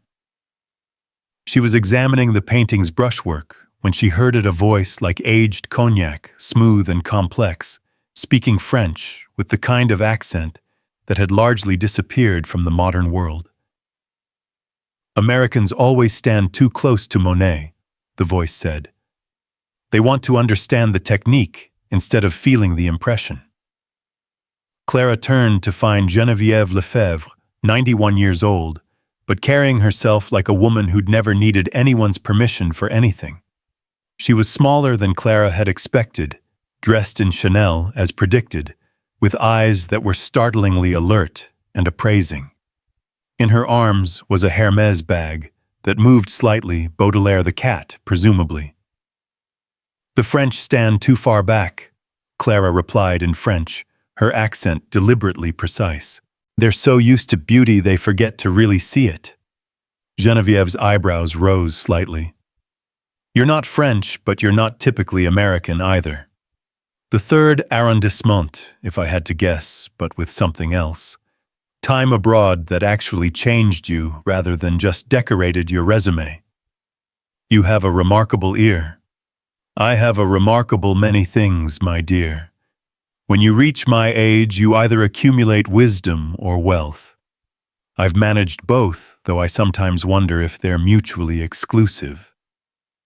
She moved closer to the painting, and Clara noticed how others in the room gave her space like courtiers around a queen. You're very young to be at this reception. Someone's assistant. Something like that. Geneviève studied her more closely. That necklace. 1925, I'd say. Cartier. From their brief period of experimenting with yellow gold settings for diamonds. Your grandmother's a loan from someone who thought I needed armor for tonight. Intelligent someone. These events are battlefields disguised as parties. Everyone here wants something from someone else. What do you want? Clara considered lying, spinning some story that would ease her into Geneviève's confidence. But she remembered Isabel's warning about artifice, Adrian's advice about instincts. I want to understand how you've survived so much loss without becoming bitter, Clara said. The silence that followed felt dangerous. Geneviève's expression didn't change, but something shifted in her eyes. That's an unusually personal question from a stranger. It's an unusually personal curiosity. And what makes you think I've survived loss? You're 91 and French. You've survived enough history to break most people. Yet here you are, at a reception you probably despise, wearing couture and carrying a cat in a bag that costs more than most cars, still engaged with the world instead of retreating from it. That takes a kind of courage I'm trying to understand. Geneviève was quiet for a long moment. Then surprisingly she laughed. You're either very clever or very genuine. In my experience, Americans are rarely both. She adjusted the bag in her arms, and a small gray head emerged, ancient yellow eyes surveying the room with disdain. This is Baudelaire. He despises these events even more than I do, but we have an agreement. He suffers through them with me, and I feed him foie gras when we get home. May I? Clara asked, extending her hand slowly. The cat sniffed her fingers suspiciously, then allowed a brief scratch behind his ears. Remarkable, Geneviève said. He usually hisses at Americans, claims they smell of ambition and hairspray. Maybe he recognizes a fellow survivor. Oh, and what have you survived, young woman? Clara thought about deflecting, keeping the conversation light. But something about Geneviève's gaze demanded truth. My mother's death, academic failure, the discovery that being intelligent and educated doesn't protect you from becoming invisible. Ah. Geneviève moved to a nearby bench, an ornate thing that looked like it belonged in Versailles. She sat with the careful precision of age, and Clara joined her. Invisibility. Yes, I know that particular burden. I was invisible for the first 40 years of my life, you know. The Lefebvre wife, producer of airs, hostess of parties. No one knew I'd written 3 novels under a pseudonym, that I'd studied medieval literature at the Sorbonne before marriage imprisoned me in respectability. Clara's heart stopped. Medieval literature. Don't look so shocked. Women had interests before liberation became fashionable. I wrote my thesis on Christine de Pizan. Imagine a 15th century woman who supported herself through writing, who created her own power when the world offered her none. Revolutionary, really. My area was 13th century romance literature. The way women in those stories found agency within restriction. Geneviève turned to look at her fully. Was life intervened? Now I'm between stories, I suppose. The old woman was quiet, watching the room's elaborate social dance. You know, I met my husband at a reception like this. 1952. I was 20 fresh from the Sorbonne planning to write the great French novel. He was 40, established, widowed with a young son who needed a mother. My parents thought it was a magnificent match. I thought it was a death sentence. But you married him. I did. Because in 1952 a woman's choices were limited, and I was pregnant with his child, a scandal that would have destroyed my family. So I became Madame Lefebvre, raised his son, and our daughter ran his household, hosted his clients, and wrote my novels in secret at 3 a.m. when everyone was asleep. The bag moved again, and Baudelaire repositioned himself with a disgruntled meow. Were you happy? Clara asked. Happy is an American obsession. I was useful. I was needed. And eventually, when my husband died and left me the company everyone assumed would pass to his brother, I was ready. 30 years of watching, learning, understanding how power worked, even when I couldn't wield it. The board tried to remove me. The family tried to sideline me. But I'd spent 3 decades studying them all, knowing their weaknesses, their desires, their fears. Christine de Pizan would have been proud. A waiter appeared with fresh champagne. Geneviève took a glass but didn't drink, just held it like a prop. Tell me, she said, what do you really do? You're not someone's assistant. You have the look of someone on a mission. This was the moment. Clara could feel Adrian's expectations, the team's hopes, the weight of everything riding on her next words. But looking at Geneviève, this woman who'd built an empire from invisibility, she knew that anything less than complete honesty would be an insult. I work for Sterling International, Clara said. Adrian Sterling brought me here to try to convince you to sell Maison Lefebvre. The temperature seemed to drop 10 degrees. Geneviève's expression didn't change, but her stillness became predatory. I see. And he thought sending a young woman who speaks French and shares my academic interests would what soften me, make me forget what Americans did to my father. No, Clara said, meeting her gaze steadily. He thought sending someone who understands that some things matter more than money might help you see that not all Americans are the same. That Sterling International isn't the company that destroyed your father. They all say that.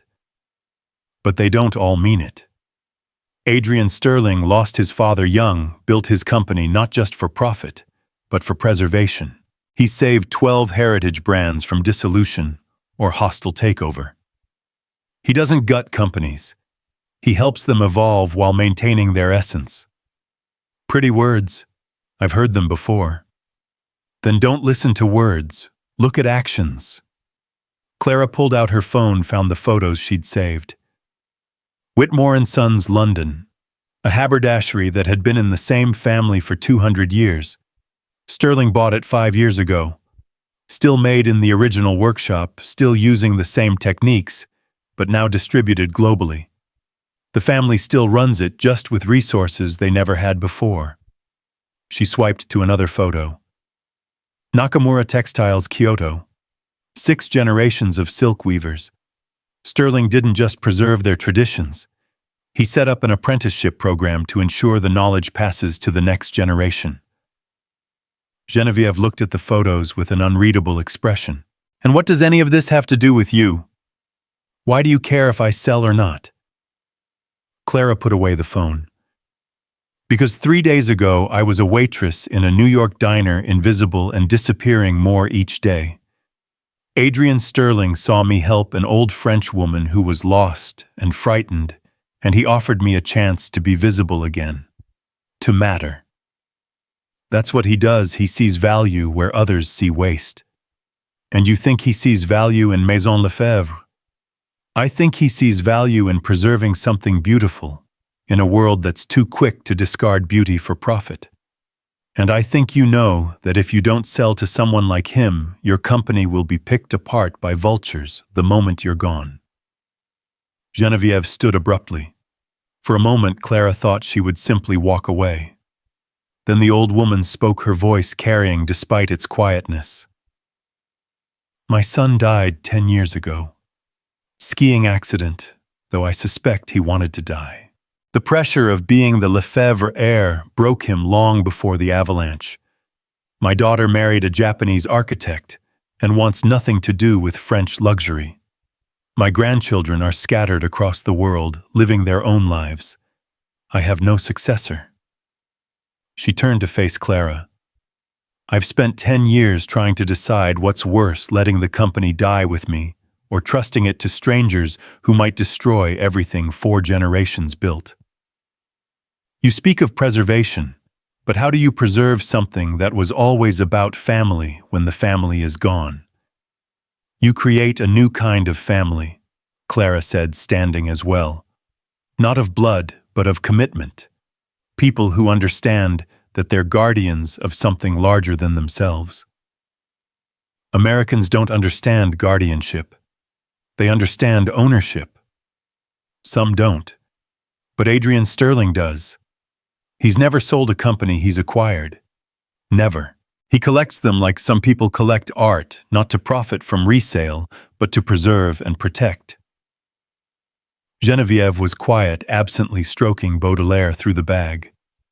Around them, the reception continued, oblivious to the conversation that might determine the fate of a 100-year-old legacy. You said you were between stories, Geneviève finally said. What story do you want to tell next? Clara thought about it.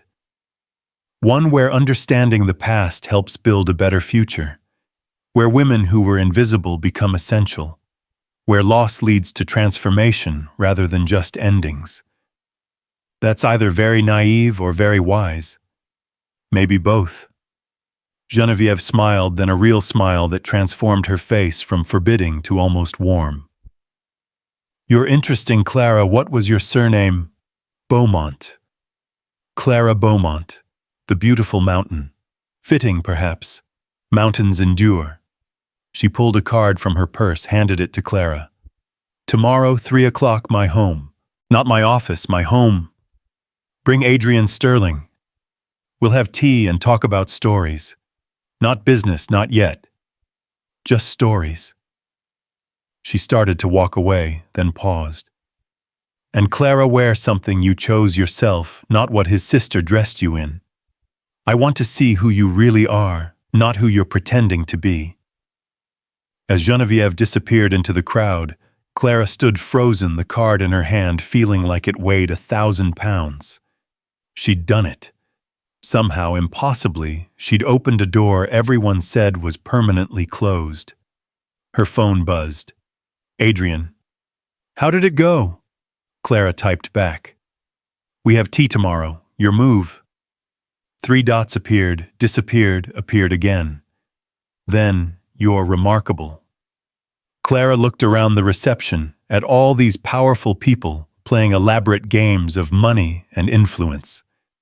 3 days ago, she'd been invisible to people like this, serving them coffee they'd forget before it cooled. Now she was here, mattering, visible part of something larger than survival.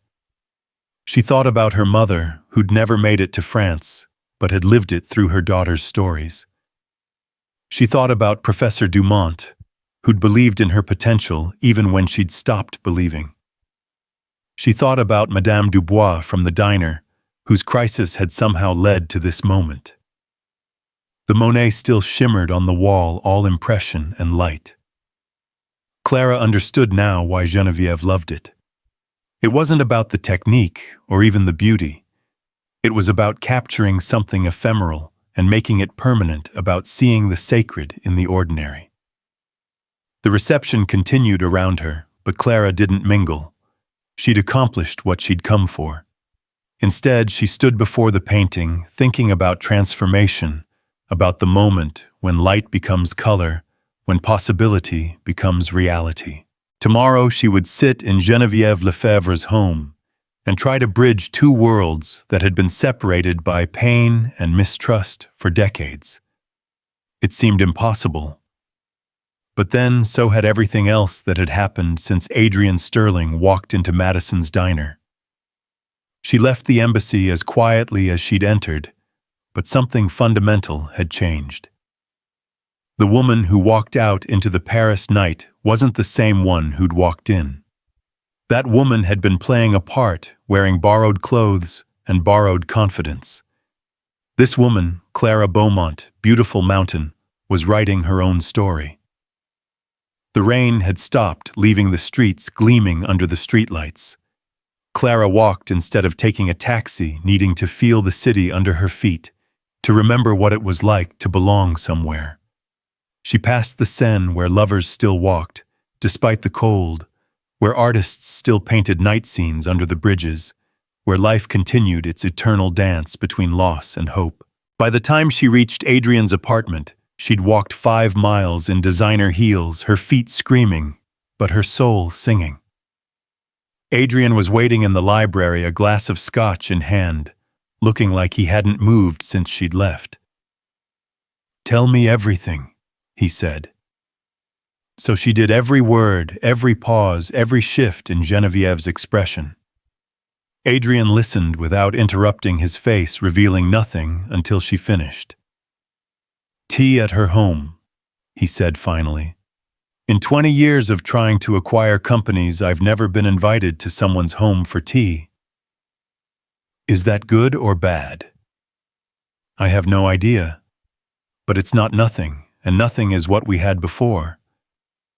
He stood, poured another scotch, offered it to Clara. "You did something remarkable tonight." "I told the truth." "Exactly. Do you know how rare that is in my world? Everyone has an angle, an agenda, a carefully constructed persona. You just were. It's devastating in its simplicity." Clara took a sip of the scotch, felt it burn away the last of her nervousness. "She wants to see who I really am tomorrow. Not Isabel's creation, not your representative. Me." "Then show her." "What if who I really am isn't enough?" Adrian moved closer, and Clara could see the exhaustion in his eyes, the weight he carried. The woman who gave away her last dollars to help a stranger who speaks multiple languages, who understands both medieval literature and human nature, who walked into that reception tonight and accomplished what my entire team couldn't. That woman is more than enough. That woman is also scared, damaged, and has no idea what she's doing. Good. Fear keeps you human. Damage gives you depth. And nobody really knows what they're doing. Some people are just better at pretending. He raised his glass. To tomorrow and to stories yet to be told. Clara clinked her glass against his, then kicked off the designer heels with a groan of relief. If we succeed tomorrow, if Genevieve agrees to sell what happens to me, whatever you want, the finder's fee alone will set you up for life. You could go back to academia, finish your doctorate, start your own business, travel the world, anything. And if she doesn't agree, then you'll have had an adventure, and you'll know that you're capable of more than serving coffee to people who don't see you.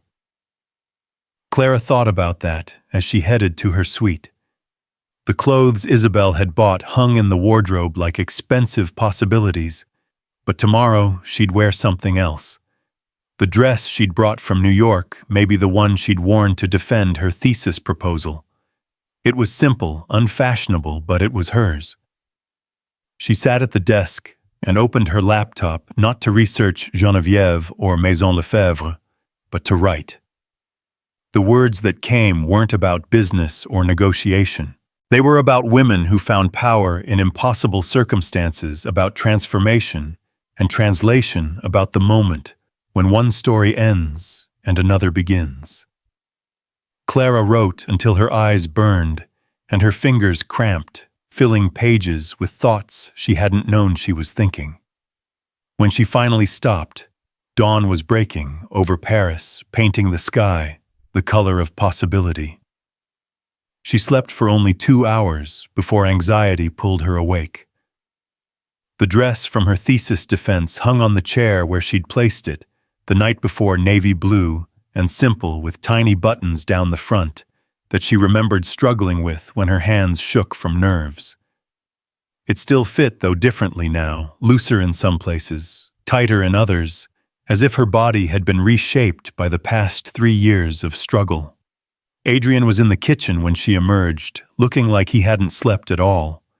His shirt sleeves were rolled up, revealing forearms marked with old scars she hadn't noticed before. He was reading something on his tablet, but looked up when she entered. "You're wearing your own clothes," he observed. She asked for the real me. "This is as real as it gets." He studied her for a moment, then nodded. "It suits you better than the designer pieces. You look like someone with nothing to prove." "Is that good?" "With Geneviève, it's essential." He poured her coffee, remembering without asking that she took it black. "I've been researching all night. Her home is in Neuilly-sur-Seine, old money territory. The house has been in the Lefebvre family for 90 years. She could sell it for 20 million euros, but she won't. Says it would be like selling her memories."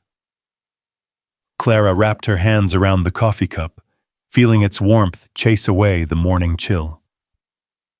"Are you nervous?" "Terrified," Adrian admitted. "I've negotiated with heads of state, with billionaires who could buy and sell countries. But this 91-year-old woman with her ancient cat, she might be the one who finally defeats me." "She won't," Clara said with more confidence than she felt. "You're not the same as the others who've tried. You understand loss.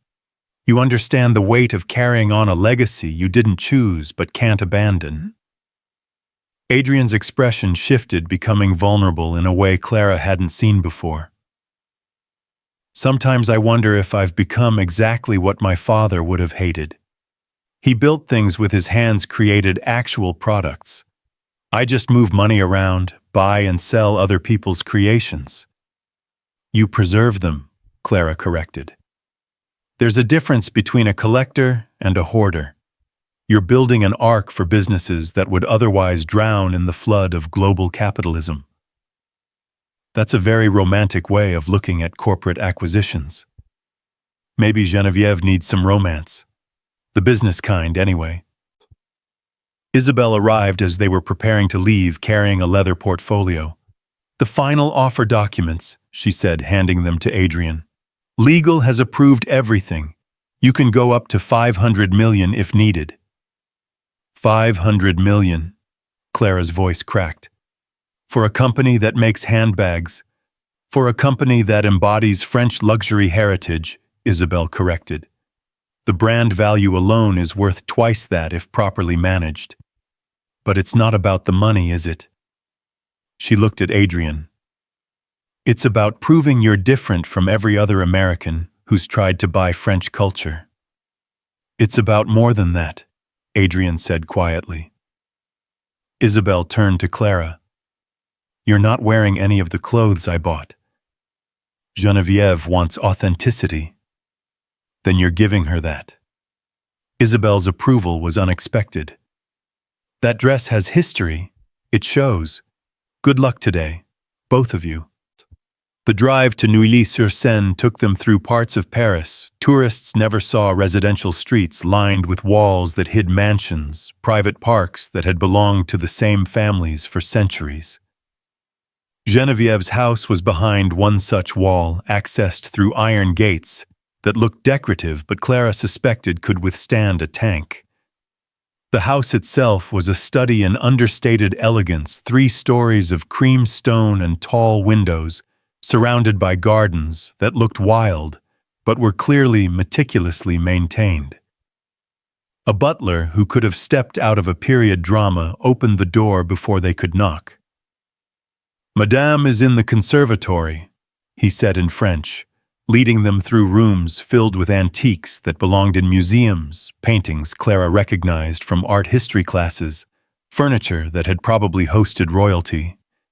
The conservatory was all glass and light, filled with orchids and other exotic plants that shouldn't have been able to survive the Paris climate. Geneviève sat at a small table set for tea, Baudelaire curled in a patch of sunlight at her feet. She wore a simple cashmere sweater and trousers, looking more like someone's grandmother than one of the most powerful women in French business. Monsieur Sterling, she said in English, I've heard so much about you. Not all of it terrible. Adrian smiled, taking the seat she indicated. Madame Lefebvre, I'm honored by the invitation. Don't be. I'm simply curious about the man who sent this remarkable young woman to ambush me at the embassy. She turned to Clara, switching to French. You look different today. More yourself. This is the dress I wore to defend my thesis proposal, Clara replied in French. The last time I felt like I knew who I was. And who were you then? Someone who believed understanding the past could illuminate the future. And now, someone learning that sometimes the future requires letting go of the past. Geneviève poured tea with hands that barely trembled despite her age. Tell me, Monsieur Sterling, she said, returning to English, why do you want my company, the truth, not the presentation your team has prepared? Adrian set down his teacup with the same precision Clara had noticed in the diner. Because I'm trying to build something that will outlast me. Not just wealth, but preservation. I have no children, no family except a sister who tolerates me at best. When I die, I want to leave behind proof that American business can create rather than destroy, preserve rather than pillage. A noble goal, also a convenient story. Both can be true. Adrian pulled out his phone, showed her something Clara couldn't see. This is my father. Hungarian immigrant, worked in factories until he saved enough to buy one. He died when I was 15, but before that he taught me that business should be about building community, not just profit. Every company I've acquired still employs at least 90% of their original workforce. I don't strip assets. I don't offshore production. I certainly don't dilute heritage for mass market appeal. Geneviève studied the photo for a long moment. He has kind eyes. You have his jaw, but your mother's intensity, I think. You would have liked her. She played violin professionally before she married. Said music and business were both about understanding patterns and harmony. She was right. Geneviève fed Baudelaire a piece of what looked like expensive cheese. Clara tells me you understand loss. I understand that loss shapes us more than success ever could. And what has your loss shaped you into? Adrian was quiet for a moment, and Clara saw him make a decision. Someone who knows that everything we build will eventually crumble but builds anyway. Someone who believes meaning comes not from permanence, but from the attempt to create something worth preserving, even if preservation is ultimately impossible. Very French of you, Monsieur Sterling. Very existential. I prefer to think of it as practical. Your company will not survive another generation without intervention. Your daughter has no interest in it. Your grandchildren are pursuing other paths. You can let it die with you, a noble death, perhaps, but still death. Or you can ensure it continues transformed, perhaps, but alive. Geneviève stood and walked to the windows overlooking the garden. My husband planted those roses the year we married, 1952. They still bloom every spring, but they're not the same roses. They've been pruned, grafted, replaced when disease struck. The garden looks the same, but everything in it has changed. Is it still his garden? Yes, Clara said softly. Because someone who understood what he intended has maintained that intention even as the physical components changed. Geneviève turned to look at her. You understand. I understand that my mother is gone, but every time I speak French, every time I choose kindness when cruelty would be easier, every time I insist on seeing beauty in a world that rewards cynicism, I'm maintaining her garden. The old woman's eyes glistened. Come with me, both of you. She led them through the house to a room Clara hadn't expected a workshop. Workbenches lined the walls covered with leather samples, sketches, half-finished handbags. The smell of leather and glue and creativity filled the space. This is where François Lefebvre started, Geneviève said. Not the company, the dream. He was 23 in love with a girl whose father said he'd never amount to anything. So he made her a pair of gloves so beautiful that everyone who saw them wanted their own. The girl married him. Her father became his first investor. The rest, as they say, is history. She picked up a half-finished bag from one of the benches. I still come here when I need to remember why any of this matters. I make things with my hands badly, usually, but there's something about the creation that connects me to Francois, to my husband, to the entire line of dreamers and makers who built Maison Lefebvre. It's beautiful, Adrian said, and Clara could tell he meant it. It's necessary, Geneviève corrected.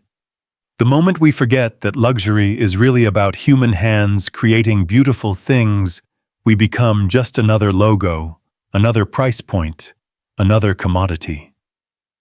She turned to face them fully. I've read your proposal. 500 million euros. Generous to the point of suspicion. It's what the company is worth to me, Adrian said simply. Worth is such a subjective concept. She moved to another workbench, this one covered with photographs. This was my son Henri. He was supposed to take over the company. I spent his entire life preparing him for it, and in doing so I forgot to ask if he wanted it. The pressure broke him long before the avalanche killed him. Clara saw Adrian flinch, recognizing something in the story. This is my daughter Amélie. She married a Japanese architect and has spent the last 20 years building a life as far from French luxury as possible. She makes pottery now. Simple things, functional, nothing like the excess of Maison Lefebvre. She's happier than Henri ever was. And you? Clara asked. Are you happy? Geneviève smiled, but it was edged with sadness. I'm necessary. I'm the bridge between what was and what must be. But happy, that's a luxury I can't afford. What if you could? Adrian asked. What if selling wasn't surrender but transformation? What if you could ensure that everything you and your family built continues, but without the weight of carrying it alone? Pretty words, Monsieur Sterling. I've heard pretty words before. Then don't listen to words. Adrian opened the portfolio Isabel had given him, but instead of contracts, he pulled out photographs. This is Margaret Whitmore. Her family's haberdashery was weeks from bankruptcy when I acquired it. Now she runs it with her daughter, selling to clients globally, while maintaining every traditional technique her great-grandfather developed. He showed another photo. Kenji Nakamura. His family's silk weaving business was being strangled by cheap competition. Now he has 40 apprentices learning techniques that were almost lost funded by profits from international sales I facilitated. Photo after photo, story after story. Clara watched Geneviève's expression shift from skepticism to something else, not quite hope, but possibility. You collect them, Geneviève said finally. These businesses, these families. You collect them like some men collect art. I preserve them, Adrian corrected. There's a difference. Is there both involve possession? No, Clara interjected. Collecting is about ownership. Preservation is about stewardship. Adrian doesn't own these companies in any way that matters. He's their guardian, their protector, their advocate in a world that would otherwise destroy them. Geneviève looked between them for a long moment. You two are very alike, you know. Both of you trying to save things that can't be saved and fighting entropy with hope. Is that such a bad thing? Adrian asked. No, it's very human, very foolish, very necessary. She walked back to the window. If I were to consider this, I would have conditions. Adrian leaned forward. Name them. First, the workshop stays. Not just this one, but the original atelier in the 2nd arrondissement. No modernization, no efficiency improvements. It remains a place where things are made by hand, slowly, imperfectly, beautifully. Agreed. Second, the employees. Not just their jobs, but their traditions. The August vacation, the Christmas bonus calculated the old way, the apprenticeship program that takes 7 years to complete. All maintained. Third, my name remains on the door. Not as honorary president or founder emeritus, but as active advisor until I die. I want veto power over any changes to core products. Adrian hesitated. Clara knew this was unusual, potentially problematic. But she also saw something in Genevieve's eyes, not greed or ego, but fear. Fear that everything she'd protected would vanish the moment she signed it away. Agreed, Adrian said. With one addition. Clara serves as cultural liaison between Sterling International and Maison Lefebvre. She understands both worlds. She can ensure that nothing essential is lost in translation. Genevieve turned to Clara. Is that something you'd want? Clara thought about the diner, about Tony's sneering face, about the endless circle of invisibility she'd been trapped in. Then she thought about this moment, sitting in a Parisian mansion, being offered a chance to matter. Yes, she said. Yes, I'd want that. Genevieve was quiet for a very long time. Baudelaire woke from his nap and padded over to her, winding around her ankles with a rattling purr. She picked him up, held him against her chest like a talisman. My father died believing Americans had destroyed everything he'd built, she said finally. For 40 years, I've hated your country for that. But hatred is exhausting, and I'm 91 years old. I don't have energy for hatred anymore. She set Baudelaire down and walked to an antique desk in the corner. From a drawer, she pulled out a document, not a contract, but a letter yellowed with age. This is from my father, written the night before he died. He asked me to never let Americans take what our family had built. For 40 years, I've honored that request. But Clara is right. Maintaining a garden sometimes means accepting that the original flowers have died and new ones must be planted. She turned to Adrian. I will sell you Maison Lefebvre, not because of your money or your promises, but because you sent me Clara. Because you saw value in a waitress who spoke French, just as Francois saw potential in leather and thread. That tells me you understand what really matters. Adrian stood, and Clara saw his hands tremble slightly. Madame Lefebvre, I promise you. Don't promise, Genevieve interrupted. Promises are just words. Show me. Prove that American business can preserve rather than destroy. Prove that my father was wrong to give up hope. She extended her hand, and Adrian shook it. The deal sealed not with contracts, but with understanding. Now, Genevieve said, her tone shifting to something lighter. We have tea getting cold and a long discussion ahead about transition plans. Clara, I want your thoughts on maintaining brand identity while expanding market reach. And Monsieur Sterling, Adrian, I want to know how you plan to convince my board, half of whom would rather see the company burn than sell to Americans. They returned to the conservatory, where afternoon light had turned golden. For 3 hours, they talked not about money or contracts, but about vision, legacy, transformation. Clara found herself contributing ideas she didn't know she had, bridging concepts between business and literature, between preservation and progress.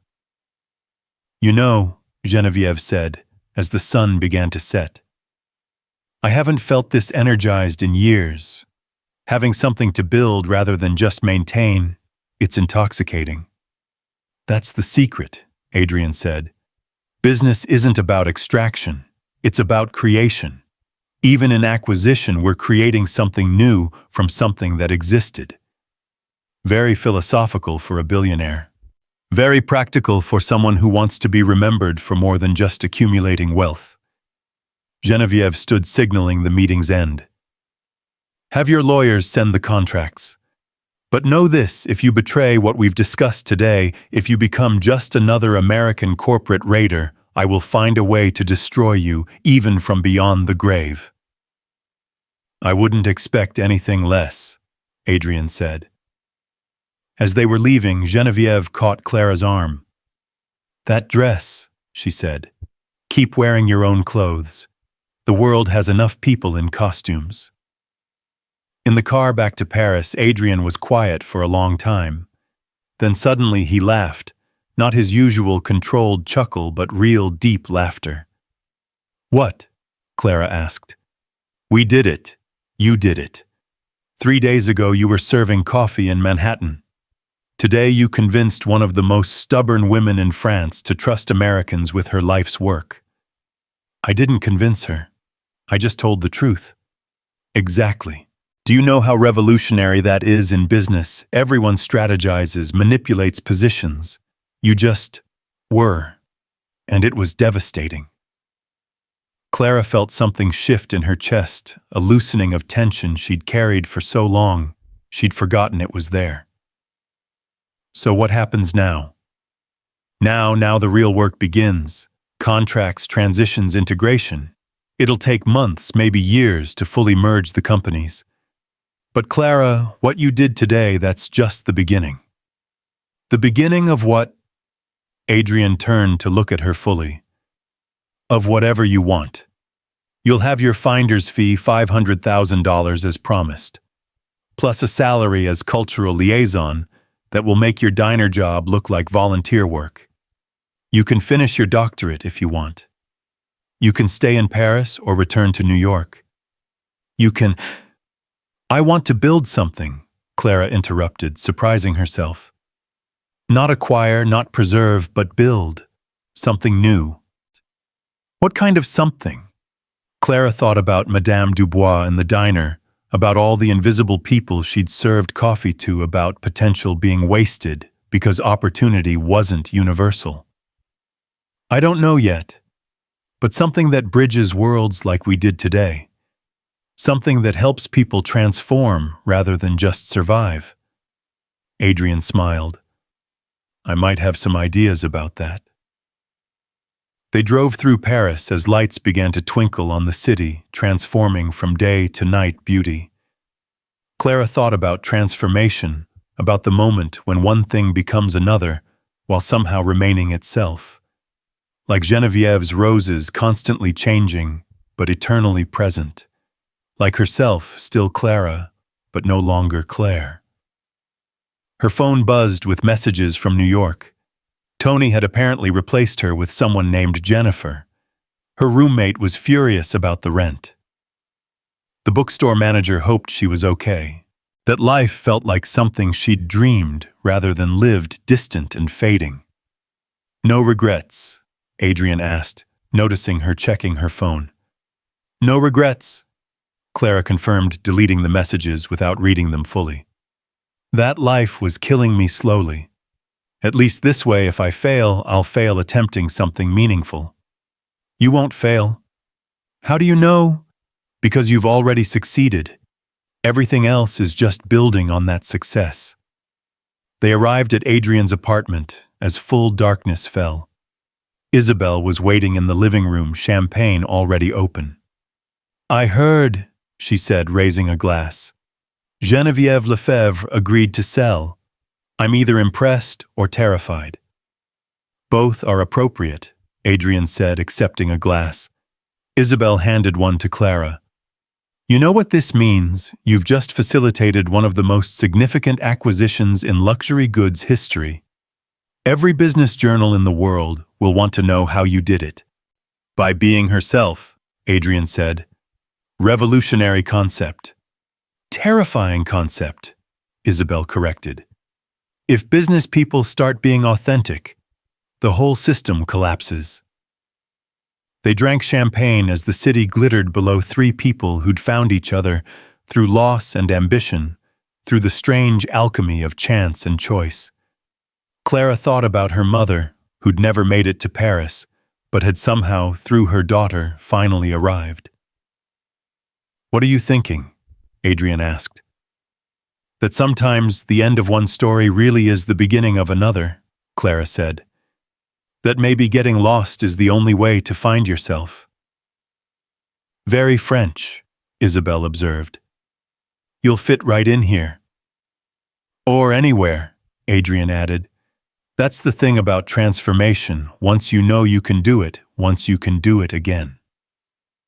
Clara stood at the window looking out at the city that had once been home was becoming home again, but differently. Tomorrow there would be contracts and lawyers' details and complications. There would be moments of doubt, probably moments of regret. The work of building something meaningful was just beginning. But tonight, in this moment, suspended between what was and what would be, Clara Beaumont felt something she hadn't felt in 3 years whole. Not perfect, not healed, but whole. The broken pieces had been gathered and reassembled not into their original shape, but into something new, something that could catch light and reflect it in unexpected ways. The transformation was complete and just beginning and ending, and an opening, a death, and a birth. And Clara, standing between two worlds, with a glass of champagne and a future suddenly full of possibility, was ready for whatever came next.